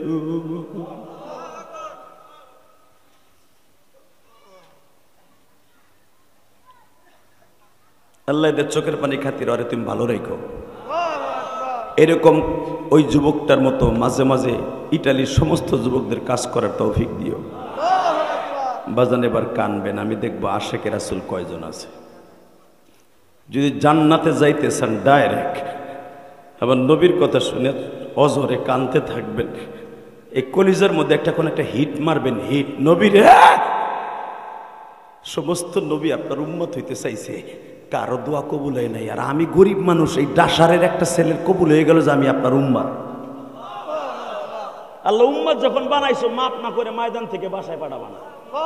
এই কোরআন হাতে নিয়ে বলছি, আজকে একটু জিদ করেন আল্লাহর সাথে। গুনাহ করছি, মাপ চাইছি, এই রাত পর্যন্ত বইয়া রয়েছি, কানতেও আছি। যে হাদি কইছে কানলেই বলে নবীর দেহা পাবো, যেই চোখ দিয়ে কানবো ওই চোখ দিয়েই বলে দেহা পাবো। আমার নবীর আমার দেখাইবা, আমার দেখাইবা, আমার দেখা করাইবা, স্বপ্নের ভিতরে আমার দেখা করাইবা, দেখা করাইবা। আর তোমার ওই পাগল নবীর উম্মতের পাগল নবীর দেখা করাইলি বলে জান্নাত ওয়াজিব। কষ্ট হইতেছে? তাকান এদিকে, শুধু চোখের পানি পড়বে যুবক, আর কিচ্ছু পড়বে না। মুসা আলাইহিস সালাম দেহে আমাকে পরাইলো জান্নাতের পোশাক। এত বছর আমি মৃত্যুবরণ করছি, প্রায় ৩৫০০ বছর, ৩৫০০ বছর আমি আসমানে আইছি মইরা। আমার পরে ৩৫০০ বছর পরে নবী মুহাম্মদ আইছে। সে আল্লাহর বাড়িতে আজকে বেড়াইতে যাবে, দুঃখের বিষয় আমাগো সবাইরে জান্নাতের পোশাক পরাইলো তার শুভ আগমন উপলক্ষে। কিন্তু হেয়ারে দেহি পুরান জামা, জুতাটা পুরান, পাগড়িটা পুরান, রক্তের দাগ দেখা যায়। কারণটা কি? মুসা আলাইহিস সালাম একটু ভাবনায় পড়লেন, এখন কানবেন। একটা দৌড় দিয়া মুসা পয়গম্বর নবীরে বুকের মধ্যে জড়াই ধরলেন। নবী একটা প্রশ্ন করতে চাইছিলাম, সাহস পাইতেছি না। আপনার শুভ আগমন উপলক্ষে ৩৫০০ বছর আমি জান্নাতে আইছি, কোনোদিন জান্নাতের একটা নিয়ামতও খাইতে পারলাম না, পোশাকও পরতে পারলাম না। এমন এখনো পর্যন্ত আল্লাহ আমাকে লগে দেখাও দিল। আপনার লগে দেখা দিয়া কিয়ামতের মাঠে আপনার উম্মতের লগে দেখা দিয়া ওই সমাবেশ আমাকে লগে দেখা দিব। জোরে জোরে জোরে জোরে জোরে। কিন্তু নবী আমি জানতে চাই, এই জামাটা ছেঁড়া ফাটা, রক্তের দাগ দেখা যায়। এর ভিতরে মুসা আলাইহিস সালাম হাতটা পড়ে গেছে নবীর পিঠের এইখানে, মহরে নবুয়তের এই পাশে। দেখে এত বড় একটা গোশতের টুকরা উঁচা হয়ে রয়েছে। মনে হয়েছে আমার নবীর পিঠের মধ্যে বড় একটা বাঘই হয়েছে, ভোরা হয়েছে। যখনই হাতটা পড়ছে নবী লাভ দিয়েছে। মুসা ওই জায়গাটা হাত দিস না। এখানে কি হয়েছে আপনার? মুসা রে, আমি তোমার এখানে আসার 1 মাস আগে তায়েফের মাঠে গেছিলাম। হে মুসা, তুমি না জিজ্ঞেস করছো আমার শুভ আগমন উপলক্ষে জান্নাতের পোশাক পরাইছে, আমি চলে গেলে আবার জান্নাতের পোশাক খুলে নিয়ে যাবে। হে মুসা, যেই জামাটা দেখতেছো এই জামাটা গায়ে দিয়ে আমি তায়েফের মাঠে গেছি। কিন্তু আমি কি জানতাম রে মুসা, আজকে আমি শখ করে তায়েফের মাঠে রক্তমাখা জামাটা গায়ে দিয়ে ফাতেমার ঘরে ঘুমাইয়াছি। ফাতেমারে বলছিলাম, মারে আজকে সারাটা রাত আমি উম্মে হানির ঘরে থাকবো, আমার ফুফাতো বোনের বাসায় থাকবো, কারণ তায়েফ থেকে মাইর খেয়ে আসছি। এই বাক্কা শহরের সব বেঈমানগুলো যাইনা ফেলছে, তারা যদি আমারে মারার জন্য রেডি হয় গো মা, আমি আমার ফুপির বাসায় চইলা গেলাম।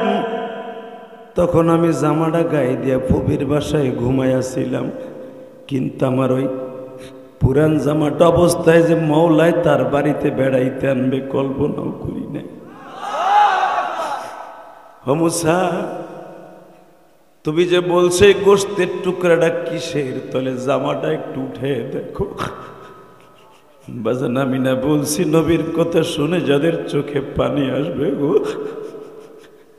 আপনি একটা টার্গেট করেন মালিক, তুমি আমার জনম দুঃখিনী মায়ের মাফ করে দাও। আরে আমি ইলিয়াসুর রহমান জেহাদি, 12 বছর বয়সে মা হারায়া বাবা। গতকালকে যে মাদ্রাসায় মাহফিল করছি, একটা 12 বছরের ছেলে বাবা পাগড়ি নিল, আমার বুকের মধ্যে বসিয়া বলে, আমি আমার বোনের বাসায় থাইকে লেখাপড়া করি,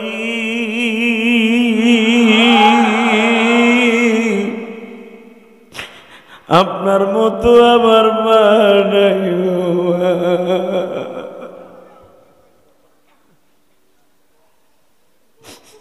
আমার মনে পড়ে গেল আমিও তো 12 বছর বয়সে মারাইছি। হে কালকিনির যুবক ভাইরা, আজকে 30 অক্টোবর দিছি। আর কোনদিন মা বাবার চেহারাটা দেখতে পারবো কিনা জানি না। কত প্রবাসীর লাশ আসে বাবা, লক্ষ লক্ষ প্রবাসী সাগরের মাছের খাবার হইয়া।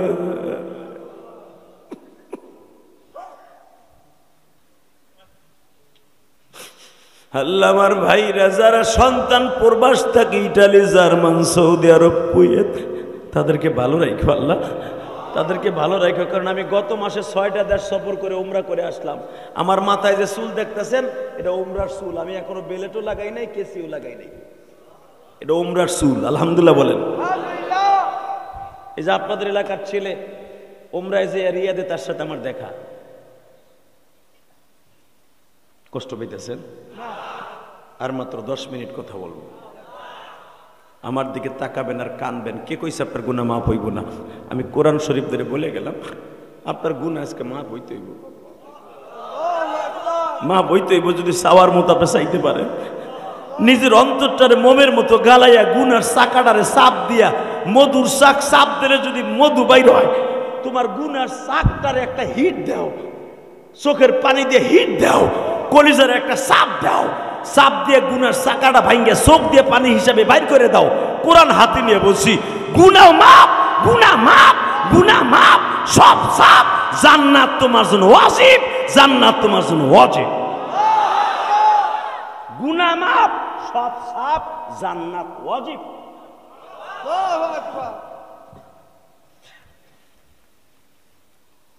এবার কানবেন, দেখবো আমার নবীর ভালোবাসা কয়জন আছেন বাবা। মুসা আলাইহিস সালাম আবার নবীর পিঠটা হাতায় দেখে কয়েকশো গোশত পিঠের মধ্যে উঁচয় রয়েছে, মার্বেলের মতো শক্ত হয়ে রয়েছে। আর একটা জায়গায় মহরে নবুয়তের নিচে এত বড় একটা গর্ত, রক্তগুলো ছলছল করে দেখা যাইতেছে। বাজান রে মুসা পয়গম্বর বলে এই গর্তটা কিসের? আমার নবী এই ঠোঁট দুটা বাসা মাছের মতো নাচে আর কয়, মুসারে তাইপের একটা ছেলে পাথর মারতে মারতে আমারে বেহুশ করে ফেলে। যখন আমারে উপরে পাথরের বৃষ্টি হইতেছিল, ওরা আমারে মাইরা তৃপ্তি মেটে নাই গো। হঠাৎ করে দেখি একজন শিল্পপতির পোলা ধান নিরানো, পাট নিরানো একটা কোটা দিয়া, লোহার কোটা দিয়া আমার পিঠের মধ্যে দৌড়াই এসে একটা কোপ দিল। কোপ দিয়াই শুধু সাইরা দেয় নাই, ওই লোহার কোটা দিয়ে টাইনা ধরছে রে মুসা। এ সর্বনাই আল্লাহর পাগলের মুরিদেরাও, এবার আমার মাওলার একটু নাচানাচি করে দেখায়া দাও গো। আরে দুনিয়ায় কত গান শুনে নাচানাচি করছে যুবক, নবীর প্রেমের মিশকের আগুনের গান দিয়া কলিজা ঠান্ডা করিয়া, ইশকের আগুন দিয়া নাচানাচি করে আরম্ভ করে দেখায়া দেয়। সর্বনার মাঠে পাগলগুলা লাফায়ার চিল্লায় দৌড়াদৌড়ি করে, কেন জানোস নি? এই পাগলগুলা আমার মাওলার সাথে প্রেম করতে করতে বাবা আল্লাহর পাগল হয়ে যায় রে, আল্লাহর পাগল হইয়া। আমারে যেই যুবকটা লোহার কোটা দিয়া কোপ দিয়া আবার টাইনা ধরছে, আমার গোস্তগুলা ভাগ হয়ে গেছে রে মুসা। জামার ওই ছিদ্রটা তুমি দেখতেছ? মুসা পয়গম্বর বলে, নবী একটা বারও কি আপনি বরদোয়া দিলেন? হ্যাঁ মুসা, আমি যদি বরদোয়া দিতাম তাইপের একটা বেঈমানও বাঁচত না, কিন্তু আমি বরদোয়া দেই নাই মুসা। আল্লাহ দেখো তোমার পাগলগুলি যারা কাম দেখো, একটা বার হলো ওই চোখ দিয়ে নবীর রওজাটা দেখার তৌফিক দিয়ে দাও। আল্লাহ জীবনে কত কিছু চোখ দিয়ে দেখলে, তোমার নবী রেখে দেখাইবে না।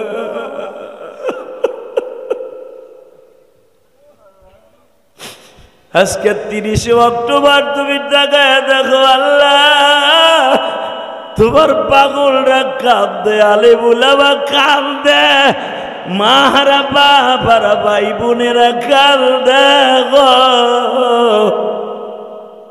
কার লাগিয়া কান্দো রে মনাই, কার লাগিয়া কান্দো রে মন, ঘুমিয়াছে সে সোনার মদিনায়। মালিক তুমি না দেখাইয়া কবরে দিও না। মুসারে আমারে মারতে মারতে বেহুশ করে ফেললো। আমি 3 বার বেহুশ হইলাম। চতুর্থবার যখন আমার বগলের নিচে হাত দিয়ে তারা খাড়া করে, আমার পাও 2টা রক্তের দ্বারা আটকে গেছে রে মুসা। আমার জুতাটা সিমিটের মতো আটকে গেছে পায়ের সাথে। লুলা মানুষের মতো হেঁচড়াইয়া তারা আমার টানে। মুসা আমার পায়ে কোনো শক্তি নাই, রক্ত পড়তে পড়তে আমি ক্লান্ত হয়ে গেছি। একটা বাগানের কাছে তারা আমারে মরা মানুষের মতো ফেলে রেখে দিয়ে গেল। আমি বেহুশ অবস্থায় একজন গোলামের ক্ষেপ আঙ্গুরের বাগানে যাইয়া বললাম, তোমার নাম কি? আদ্দাস। আমার নাম আদ্দাস। আপনি কেমনে জানেন গো? তুমি নবী হারুন আলাইহিস সালামের বংশের মানুষ। তাইপে আমি মার খাবো, হারুন নবীর বংশের মানুষের বাগানে আশ্রয় নিব। এটা আমি ভবিষ্যৎবাণীতে আমারে আল্লাহ আগের থেকে জানাইছে। আদ্দাস নবীর বুকের মধ্যে হাত দিয়ে, বাবা এখন চিল্লানি মারবা। নবীরে যখন বুকে নিয়ে কান্দে, আমার নবীরে বাবা 1 থোকা কালো আঙ্গুর, সাদা আঙ্গুর, শক্তিশালী আঙ্গুর, এইভাবে সিপুর দিয়ে বাবা প্রায় আধা মগ আঙ্গুরের রস বাইর করিয়া তার ভিতরে 2 ফোঁটা বাজান মধু দিয়া যখন আমার নবীর কাছে আনছে, এবার একটা লাভ দিবা আমার কলিজার টুকরা ভাইরা। নবীর আশকের আগুন দিয়া কলিজার এখন লাভ মারবা। যখনই ওই মধু মিশ্রিত আঙ্গুরের রস নবীর ঠোঁটের কাছে আসছে, বাবা কাটা জায়গায় যদি বাবা কোনো রস লাগে, মনে হয় কলিজাটা ছিঁড়িয়ে যাবে। কারণ আমার নবীরে প্রথম তায়েফের মাঠে একটা ছেলে ঘুষি দিয়া এই ঠোঁটটা ফাটাই দিছিল বাবা। ওই ফাটানো ঠোঁটের মধ্যে যখন আঙ্গুরের রসটা লাগছে গো, নবী আবার চিৎকার দিয়া বলে, আদ্দাস রে, এত যন্ত্রণা আঙ্গুরের রসের মধ্যে।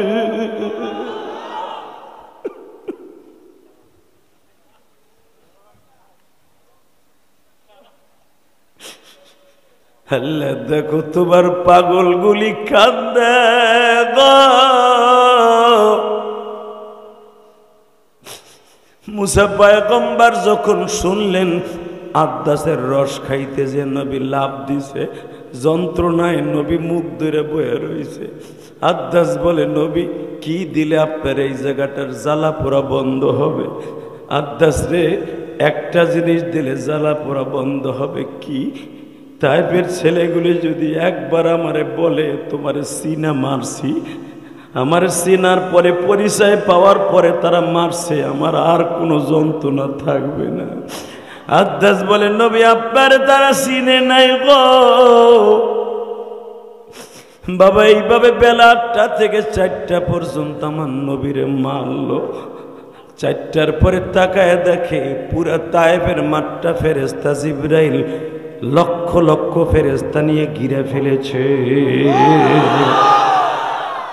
শুধু ফেরেশতাদের পাখাগুলা দেখা যায় রে, পাখার আওয়াজ শোনা যায়। জিবরাইল বিশ্ব নবীরে যেই পাহাড়টা বাবা তুলার মতো বানাই দিয়েছিল, ওই পাহাড়টা তায়েফে এখনো দাঁড়িয়ে আছে। জোরে জোরে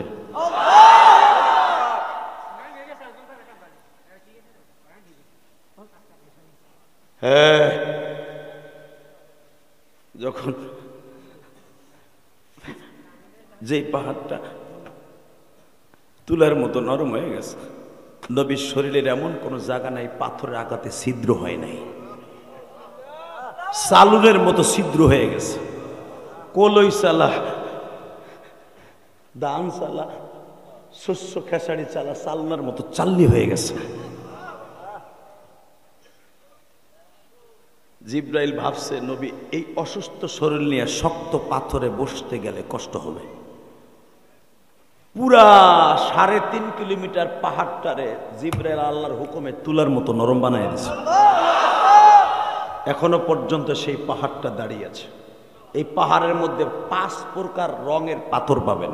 একই পাহাড় 5 রঙে ভূষিত হয়েছে। এক জায়গায় দেখবেন একবারে রক্তের মতো লাল পাহাড়ের একটা অংশ, যেরকম মারহাবা।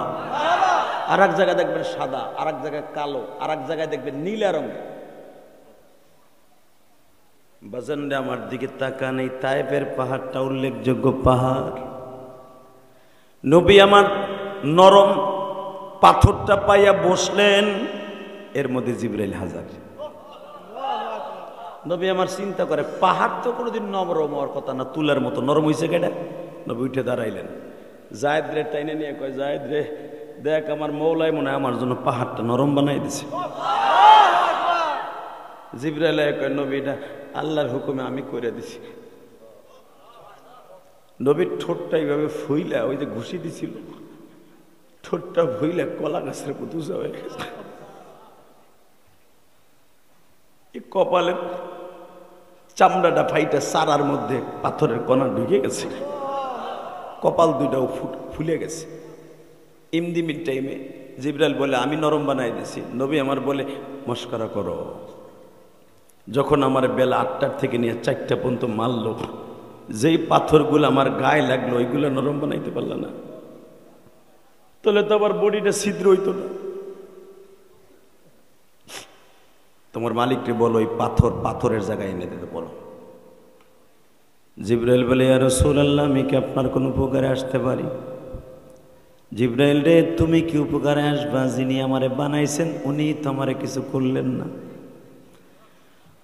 তবে জিবরাইল যদি উপকার করতেই চাও, আমার মালিক একটু অর্ডার নাও।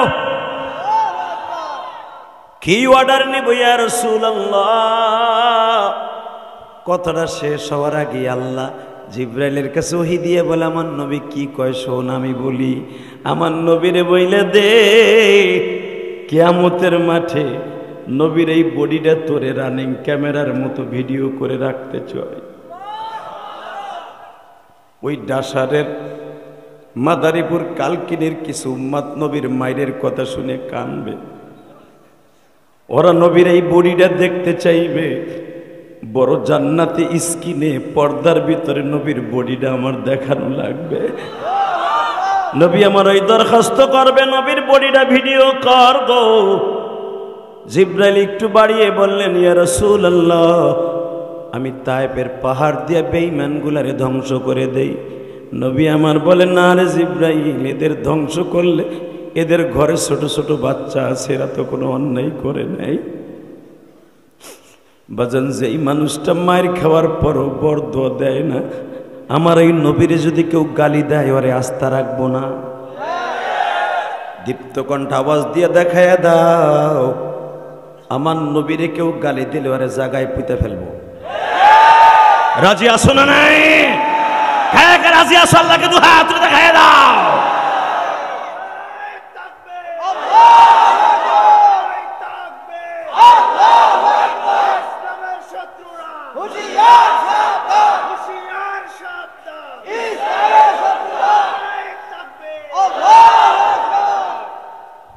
এই যে তাকবীরটা দিছেন না, আমি কসম করে বলে গেলাম, এই তাকবীরটা একদিন আপনার জন্য নাজাতের ওসিলা হয়ে যাবে। দুনিয়ার কোনো বাদশার পক্ষে আপনি তাকবীর দেন নাই, একমাত্র আমার মালিকের বন্ধুর সামনে তাকবীর দিয়েছেন। বাবা,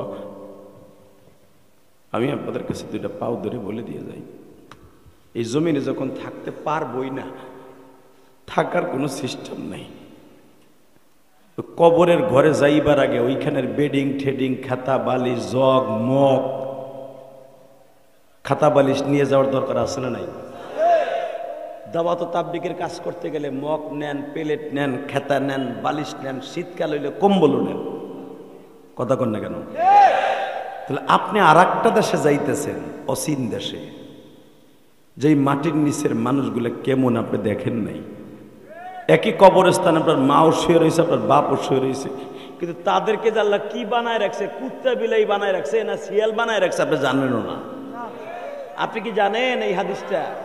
এই মুসলমানের পোলা, দুনিয়ায় যেই সুরাতের যে থাকবে, যার মধ্যে কুত্তার স্বভাব থাকবে, কিয়ামতের মাঠে সে কুত্তার সুরাতে উঠবে, কিন্তু সে মানুষ।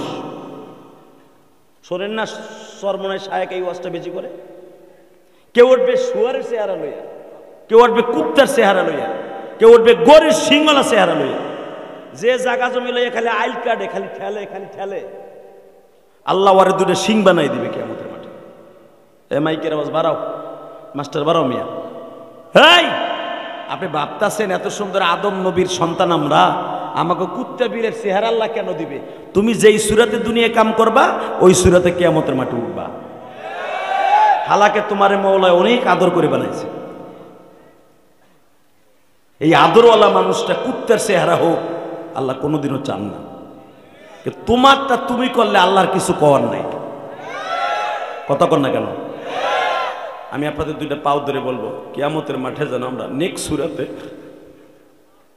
আবার নবীর উম্মতের সুরাত উঠতে পারি। রাজি আছেন না? ওই নবীর সুরাত উঠার লাগে কয়েকটা কাজ করতে হবে। করবেন তো? 1 নম্বরে 5 ওয়াক্ত নামাজ। উঠান, হাত উঠান, উঠান উঠান উঠান। 1 নম্বরে কি? নামান হাত। 2 নম্বরে তাকানের দিকে। 2 নম্বরে বিবিকে পর্দায় রাখতে হবে, ছেলে মেয়েকে সুশিক্ষায় শিক্ষিত করতে হবে। ইদা মাতাল ইনসান ইনকাতা আমালুহু ইল্লা মিন সালাসা।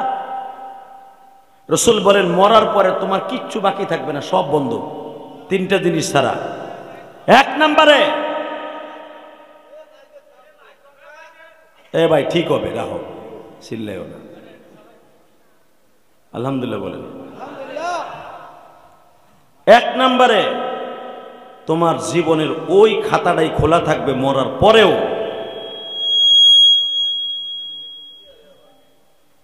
ওই নেকের খাতাটাই খোলা থাকবে যদি কোনো দিন কোনো মসজিদ মাদ্রাসা করে গেছে।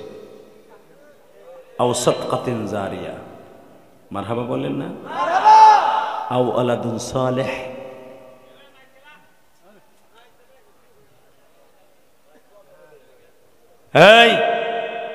এই অফ করো। হে কলিজার ভাইরা, আমার ডাসারের ভাইরা, 2 নম্বরে যদি একটা নেককার ছেলে আপনি দুনিয়ায় আলেম বানাই যেতে পারেন, ওই ছেলে আবার কাউরে আলেম বানাইছে, কিয়ামত পর্যন্ত আপনার আমলের খাতা বন্ধ থাকবে না। এই যে দেখেন, আমি দেখাই দেই, যারা আপনি মাদারীপুর থেকে সার্বিক গাড়ি, চন্দ্রা গাড়ি, বরিশালের যে কোনো গাড়ি থেকে ঢাকার উদ্দেশ্যে রওনা দিচ্ছেন, মোস্তাপুর থেকে রওনা দিচ্ছেন, টেকেরাট ব্রিজটা যখন পার হন, এখানে একটা ফেরিঘাট ছিল, মনে আছে আপনাদের? ফেরি পার হয়েছেন না আপনারা? আপনার পোলায় কইতে পারবো না ফেরি কবে আসছিল। আমি ইলিয়াস রহমান জাদি ফেরি পার হয়েছি, আলহামদুলিল্লাহ বলেন। হ্যাঁ, আপনার বয়সে ফেরাই লোকে পার হয়েছে। ওই যে আপনার পিছনে যেগুলো বয়ে রয়েছে, যে ক্যাসরাগুলো, একটা জিগান তো ফেরি কবে আসছিল, ওই যে জানেই না, আপনার যখন ফেরাই লোকে পার হয়েছে, আপনার পর আন্দাজ করে এখন। মুসলমানের পোলা দিকে তাকান। আমি ইলিয়াস রহমান জাদি ফেরি পার হয়েছি, তখন আমি একবারে ছোট্ট স্কুলে পড়ি। তো এই ফেরিঘাটে থেকে একটু সামনে আগাইলে সর্বসন নদী মাদ্রাসা, সর্বসন নদী মাদ্রাসা থেকে একটু আগাইলে সেন্দাঘাট, সুইচ গেট যাকে বলা হয়, মনে আছে আপনাদের? এখন তো নাই। আল্লাহ, এখন থাকলেও এইভাবে আমার ভাইদেরকে বোঝানো যাবে না। ওই সময়ের সেই 3 মোহনী নদীটার কথা এখন বোঝানো যাবে না। আপনাকে মস্তাপুরের নদীটা, যে এই নদীটা আগে যে স্রোত ছিল, এখন আছে? কিচ্ছু নাই। এই যে 200 মনের নৌকার গুণ টানতেন, ভুলে গেছেন গা? আগ করে রয়েছে এখন। গুণ টাই না পাট বেচতে টাকা রেটে যাইতেন, উত্তরায় যাইতেন কি যাইতেন না? বাজান রে, আমি কেন বলছি এখন একটু ধরাইয়া দেই গো বাবা। জীবনের শেষ দেখা আমার মায়ের সাথে ওই নদীর ঘাটে, ওই সুইচ গেট গঙ্গারামপুর বাবা, সেন্দাঘাট নদীর পারে আমার মা দাঁড়াইয়া বলছিল, ইলিয়াস রে যাও গো বাবা যাও, আমি তোমারে কেন আলেম বানাইতেছি জানুনি? আমি মাহাজানু কবরে যাই একটু আরামে থাকি। তোমার নানা ছিল আলেম, আমি আলেমের মেয়ে। বাবা আমার আব্বা আমার সব সময় বলতো, ইলিয়াস রে তুমি আলেম বানাইবা, কবরে আরামে থাকবা। মানুষ মরে যাওয়ার পরে সব আমলের দরজা বন্ধ, 3টা দরজা বলে খোলা। বাবা তুমি একটা দরজা সব সময় চালু রাখবা, তুমি আলেম হবা। যদি কোনোদিন টাকার মালিক হও, একটা মসজিদ মাদ্রাসা বানাইবা। বাজান যারা ঢাকায় যান, বাবু বাজার ব্রিজের গড়ে কদমতলি চুনকুইটা যে সার্বিক কাউন্টার, এখান থেকে একটু সামনে আগাইলেই বাবা আমার বাড়ি। আমার নিজের কষ্টের টাকা দিয়া করা মসজিদ মাদ্রাসা। বাজান নিজের জায়গা কিনা করছি, কোটি কোটি টাকার জায়গা কিনা মসজিদ মাদ্রাসা করছি। বাবা কেন করছি জানেন নি? আমি এইটা বুঝাবার জন্য এই টাকার পরিচয়টা তুলে ধরছি। আমার মা ওই খেওয়া নৌকায় উঠাই দেওয়ার সময় বলে গেছিল, ইলিয়াস রে কোনোদিন মাদ্রাসা ছাইরার বাড়িতে চলে আসবি না, কিন্তু বাবা যদি আমি মারা যাই তোর আব্বা আবার বিবাহ করবে, তারে মা বলবি। বাবা বাজান আমি আপনাদের 2টা পাও ধরে বলে দিয়ে যাই, আমি সৎ মায়ের ঘর করছি, আমি জানি।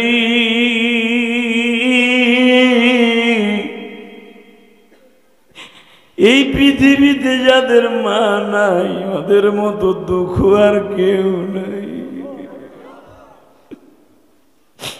এই যে তোমাকে মোতা ব্যবসা, বসে ওঠার আগে কেঁদে কেঁদে আমার হাত ধরে কয়েছে, আদি ভাই আমারও কিন্তু মা নাই। বাজান গত সপ্তাহে এই মাসের বাবা 27 তারিখ ওয়াজ করে আসলাম তাদের পঞ্চগড়, 18 তারিখ ওয়াজ করে আসলাম পঞ্চগড়, 21 তারিখ ওয়াজ করে আসলাম তাদের গ্রামের বাড়ি। বাজান রে অন্তত 50,000-এর মতো মানুষ ছিল ওই কলেজ মাঠটায়। মহিলা পুরুষ দিয়া বাবা মহিলাদের প্যান্ডেল করা হয়েছিল 4টা মাঠ। ও বাজান তারপর মহিলাদের জায়গা দিয়া পারে নাই কেন জানো? এই মা পাগল ইলিয়াসুর রহমান জিহাদিকে দেখার জন্য কত মা রাস্তায় দাঁড়ায় থাকে গো। মা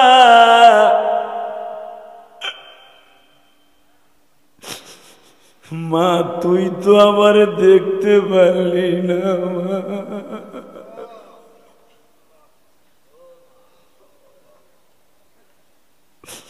বাবা যদি আমার মার দোয়া না থাকতো, টাকার মালিক না হইতাম বাবা, আজকেও আপনাকে ওয়াজে আসার সময় ওই মিডিয়ার ড্রাইভারে জিজ্ঞেস করেন, আল্লাহর জাতের কসম আমার মার কবর যেখানে আমার গ্রামের বাড়ি, আমি তো টাউনে 4 কোটি টাকার মসজিদ আল্লাহ করাইছে, 7 কোটি টাকা লাগবে আমার মসজিদে।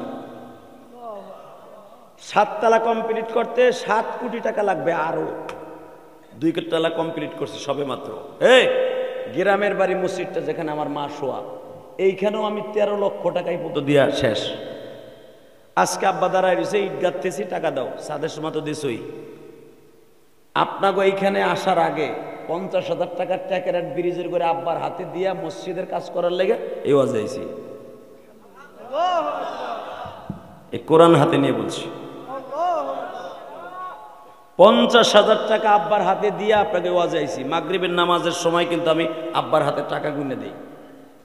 ওই যেখানে আপনি আমার দেখা করতে গেছেন ঠিক ওইখানে তারাই আব্বারে টাকা দিয়ে ওয়াজ আইছি। আপনার কন্যা আলেমরা টাকা নিয়ে কি করে, এই তো দেখাই দিলাম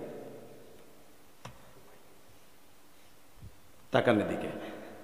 বাবা এই টাকা আমি দিতাম না যদি আমি আলেম না হইতাম। আমার গ্রামের বাড়িতে কোটি কোটি টাকার মালিক আছে প্রবাসীরা, ইটালিয়ান। যখন চান্দা ধরে মসজিদের কাজ করার লাগে 5,000, 2,000, হাইস্ট 10,000। আর আমি ইলিয়াস রহমান জেদ এই পর্যন্ত 13 লাখ দিয়ে ফেলেছি। জোরে বলতে পারলাম না? ওইটা যদি আমার ইউনিয়নের চেয়ারম্যান দিত তাহলে ওরে নাম ফুডাইতে। শিখদের বাড়ির মানুষেরা এই মানুষের ভ্যান সব দিছে। হালাকে এই বেড়া 10টা বছর এই মাদ্রাসার লেগে জান যৌবন সব দিল, একটু নাম নাই। বেড়া একটা ভুল করব, লুঙ্গি খুলে বেড়ারে রেখে দিব। ওই বেড়া আলেম। এই জন্য এই মুসলমানের পোলা, রসুল বলেছেন সব দরজা বন্ধ, 3টা দরজা খোলা। 1 নম্বরে যদি মসজিদ মাদ্রাসা করে যাও, 2 নম্বরে তুমি কোন একটা সন্তানকে আলেম বানায় যাও, 3 নম্বরে তোমার টাকা দিয়া যদি কাউরে আলেম বানায় যাও। আলহামদুলিল্লাহ বলতে পারলেন না? এখন বলবেন হুজুর আমার পোলা সাইডের দাম রাড়া গেছে ইটালি, এখন নাতি আছে, নাতিগুলার হাফেজ কোরআন বানাবো, অগ বাচ্চা ছাড়া অগও তো ইটালি লয়ে যাবে। তা আমাকে বংশতে একটাও নাই, জানাজা পড়ার মতো নাই, যে পরের পোলার জানাজা লই এই কবরে যেতে। হিসাব করো তো ডাসারের মধ্যে কয়টা হাফেজ আছে? বড় বড় মাত বাড়ি আর সিটারি বাট পারি দেখাও, বেহালা দিলে খালি কুদাকুদি করো, খালি মারামারি করো। জানাজা নাও পরের বাপের, আবার মাত বাড়ি মারাও না বুড়া। পরের পোলার জানাজা হলে কবরে ঘুমাইবা কোটি কোটি বছর, লজ্জা লাগবে না? একটা নাতিরে জানাজা পড়াবার সিস্টেম করাই দিয়ে যাও। আল্লাহু আকবার বলতে পারলা না? প্রবাসীরা কত কষ্ট করে আমি ইলিয়াস রহমান জিহাদি জানি। পৃথিবীতে 24টা রাষ্ট্র সফর আমি করছি, আমি জানি।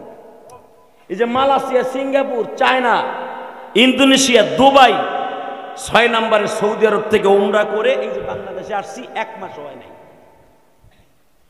সৌদি আরবে দেখে আসলাম, রিয়াদে, দাম্মামে, আল কাসিমে 25 দিন ছিলাম। সৌদি আরবে 29 দিন।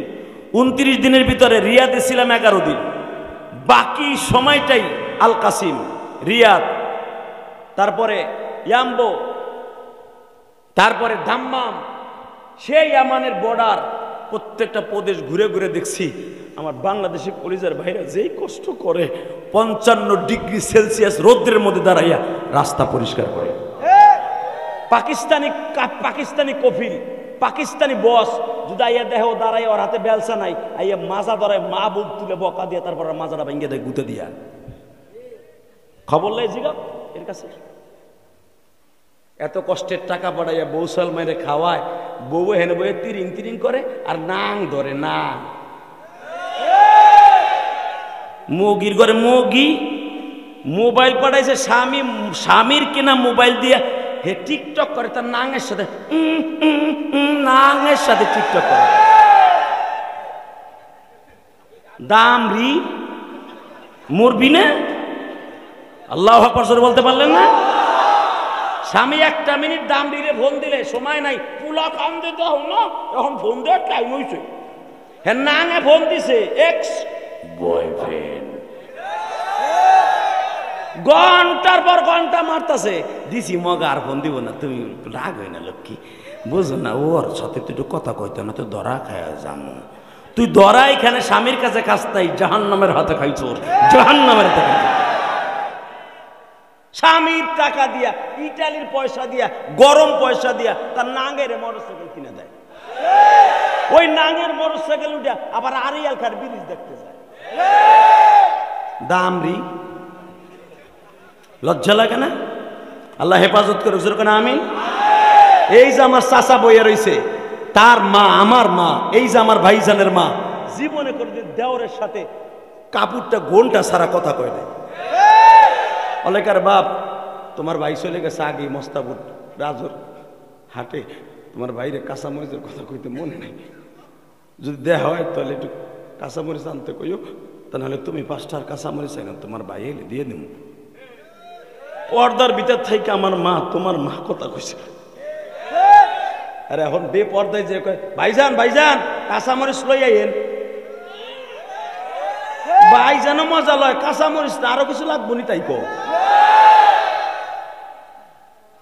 কষ্ট হইতেছে আর 2 মিনিট কথা বল। ফিনিশিং হইতেছে তো ঠিক মতো? হ্যাঁ, জাকানাকা দিল কানা।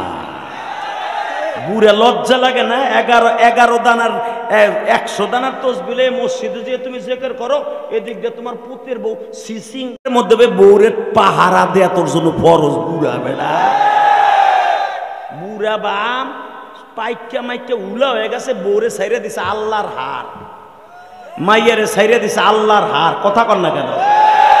জানি এখন মহিলা প্যান্ডেল থেকে দৌড় মারবো, ল্যাস খাড়া করে বুড়ে আর বুড়ি সবগুলি। মনে রাখতে হবে, প্রবাসীদের কষ্ট আমি দেখি, আমি সহ্য করতে পারি না। কথা বলে না কেন? আমি দেখে আসছি মালয়েশিয়া পেনাং, এই হাইল্যান্ড পাহাড়, এই মিয়া সেই 23 কিলোমিটার ব্রিজটা পাহারা দেয় আমার বাংলাদেশিরা। সাগরের ভিতরে 23 কিলোমিটার একটা ব্রিজ মালয়েশিয়া। জিগাও হাইল্যান্ড পেনাং যাই দাও, 23 কিলোমিটার ব্রিজটা বাঙালিরা ঝাড়ু দেয় বেড়া। এত কষ্টের সাগরের মধ্যে থেকে টাকা কামাইয়া শীতের মধ্যে গরমের মধ্যে বউর জন্য পাড়ার বউ প্যাগাম মাইলা বাজার করে। আল্লাহ এদের হেদায়েত নসিব করুক, জোরে কোন আমিন। আমি নিয়ত করছি প্রবাসী অধিকার, ইনশাআল্লাহ অধিকার নিয়ে প্রতিদিন আমি কথা বলবো। ওদের কান্না আমার কলিজা ভেদ করে ফেলছে।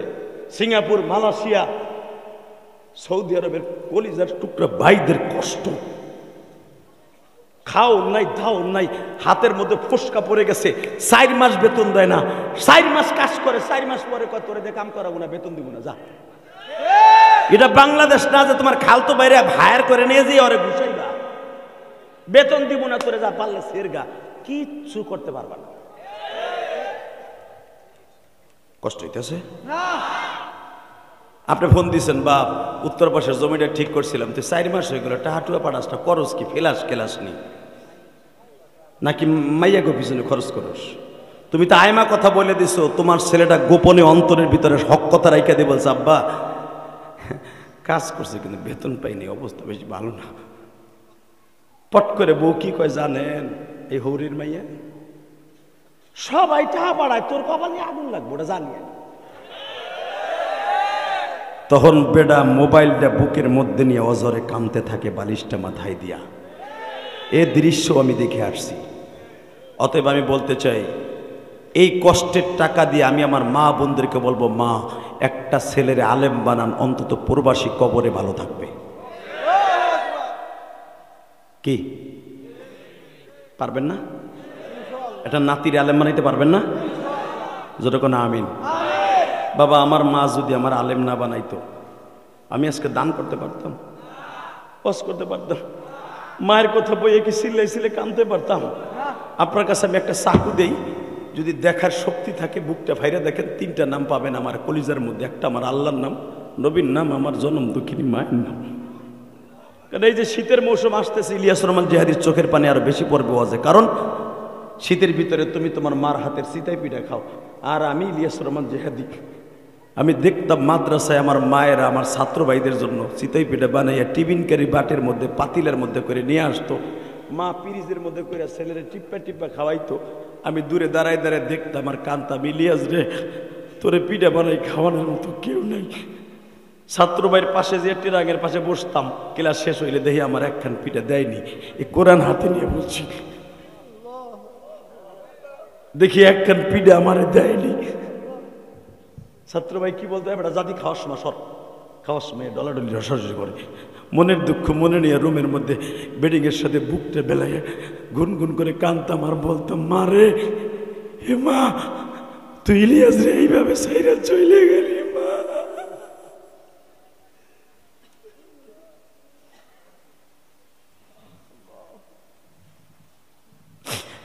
এ আমার কলিজার টুকরা মাদারীপুরের বাজানটা ইলিয়াস রহমান জিহাদির কথা, এই যে হাসু, এই যে কান্দা, এই যোগ্যতা আল্লাহ সব বক্তার ভিতরে দেয় না বাবা, একমাত্র আমার মধ্যে আল্লাহ কেন আমার মতো কিছু কিছু বক্তার মধ্যে দিছে জানুনি? কারণ আমার অ্যাকাউন্টে আমার মায়ের দোয়া ভরপুর গো বাবা। আমার মা 12 বছর বয়সে আমার এই কপালে চুমা দিয়া বলছে, ইলিয়াস রে, জীবনে মাদ্রাসাটা ছাড়বি না, তুই যদি আলেম হস আমি মা তোরে দুধের দাবি ছাইড়ে দিয়ে গেলাম। ওই যে টেকেরা সুইচ গেট দ্বারাই আমার মা জীবনের শেষ কথা বইলা গেছিল, ইলিয়াস রে জীবনে কোনোদিন মাদ্রাসা ছাইরা বাসায় চলে আসবি না। আর একটা কথা বলি বাবা, তুই আর আমারে আইয়া পাবি না। এ কোরআন হাতে নিয়ে বলছি, আমার মাই কথাটাই শেষ কথা। আমি কি জানতাম আমার মা এইভাবে ওহির মতো সত্য কথা বলবো? তাহলে আমি যাইতাম না মাদ্রাসায়, কসম আমি মাদ্রাসায় যাইতাম না। আমার মা আমারে কয়, তোর আব্বাও আমারে মারে, তুইও মারোস, তোরে মাদ্রাসায় যাইতে কই দেখে তুই আমারে লাত্তি দেস, তোর আব্বা আমারে পিডায়, তোর পোলা মাদ্রাসায় যায় না কে, ঘরে রাখোস কে, পলায় পলায় খাওয়াস কে, আজকেও তোর আব্বা আমারে মারছে। যা, আমি তোকে সামনে থেকে অনেক দূরে চলে যাব, অনেক দূরে চলে যাব, অনেক দূরে চলে যাব, অনেক দূরে চলে যাব।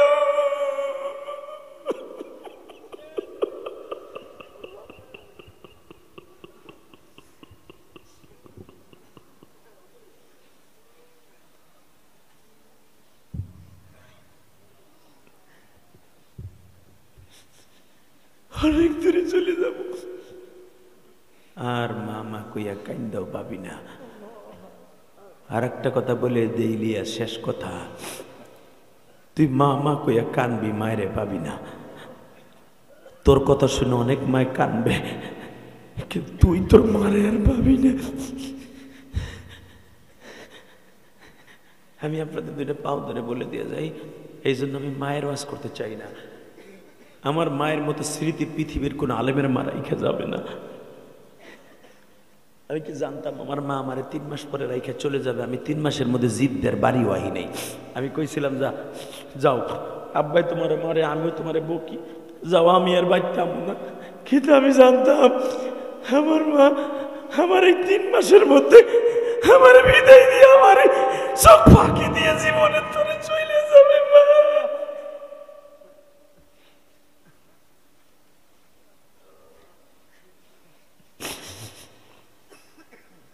আমার মায়ে মইরা গেছে, কাকে ডাকবা মামা বলে, মামা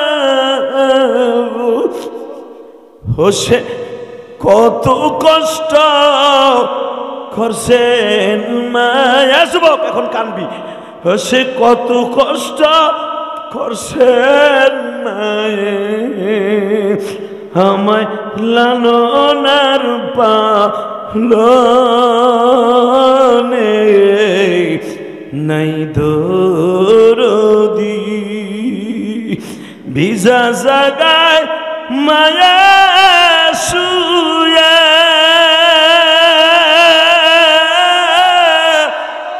শুকনা জাগা আমায় রেখে মামা ওরে কেমন আছো ওই কবরে, কেমন আছো ওই কবরে, বলে দিবে কে? আল্লাহ তুমি মাইর না গো দুঃখিনী মায়ের। আল্লাহ দেখো তোমার পাগলগুলি মামা কয়া কান্দে, কার মা জানু অসুস্থ, কার বাবা বিদেশের বাড়ি অসুস্থ, কোন প্রবাসী ভাই মামা বলে বিদেশে বসে কান্দে।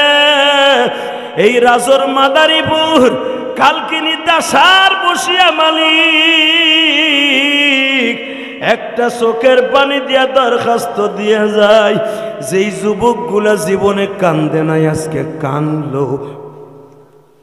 আল্লাহ এদেরকে তুমি ভালো রাখো, এদের বাবা মারে ভালো রাখো। আল্লাহ এদেরকে সহি সালামতে বিদেশ নিয়ে যাইও। যেই ছেলেটা আজকে বিদেশ থেকে ওয়াজের খরচ দিছে, আর বাবা এখানে বয়ে বয়ে কান্দে, ওইটার জমিনে কেমন আছে আমি জানি না। আরে তুমি ভালো রাখো, আর বাবা মারে সবরে জামিল ইখতিয়ার করার তৌফিক দিও। আল্লাহ বুকটা ব্যথা হয়ে গেছে, চোখের মধ্যে যন্ত্রণা, তারপর আমার ভাইরা চোখের পানি দেখে তাদের চোখের পানি ধরে রাখতে পারে নাই। যারাই চোখের পানি ফেলছে এদের বাবা মারে মাফ করে দিও, কবরটা জান্নাতের বাগান বানায় দিও। বাবা একটা কথা বলে দিয়ে যাই, এই ওয়াজটা আজীবন হওয়ার দরকার আছে না নাই? হাত দুটা আসমানের দিকে উঠাইয়া এই রাত 11:30টার সময় 2 ঘন্টা মেহনত করছি, হাত দুটা আসমানের দিকে এখন উঠাবেন, চোখের পানি দিয়ে একটা সিল্লানি দিয়ে আল্লাহরে ডাক দিয়ে কইবেন, জীবনে কোনোদিন আর পাপের কাজ করবো না। উঠান, আল্লাহ কয়ে ডাক দেন, ডাক দেন, ডাক দেন। 30 অক্টোবর, 30 অক্টোবর এই রাত 11:30টার সময়, 30 অক্টোবর রাত 11:30টার সময় হাজার হাজার মুসলমান 2 ঘন্টা বয়ান শোনার পরে চিল্লাই চিল্লাই কাঁদছে। এদেরকে কি মাফ করতে পারবা না? আমার মায়ের সাথে এদের মাফ করতে পারবা না? 30 অক্টোবর তাকায় দেখো, হাজার হাজার মানুষ আল্লাহ আল্লাহ মাদারীপুর কালকিনি দাসার বসে এদের জীবনের গুনাহ মাফ করে দাও, এদের বাবা মারে মাফ করে দাও। এই গভীর রাতে খালি হাতে ফিরাইয়া দিও না আল্লাহ, এদের 5 ওয়াক্ত নামাজি বানায় দাও, এদের বাবা মায়ের জন্য খেদমত করার তৌফিক দিয়ে দাও।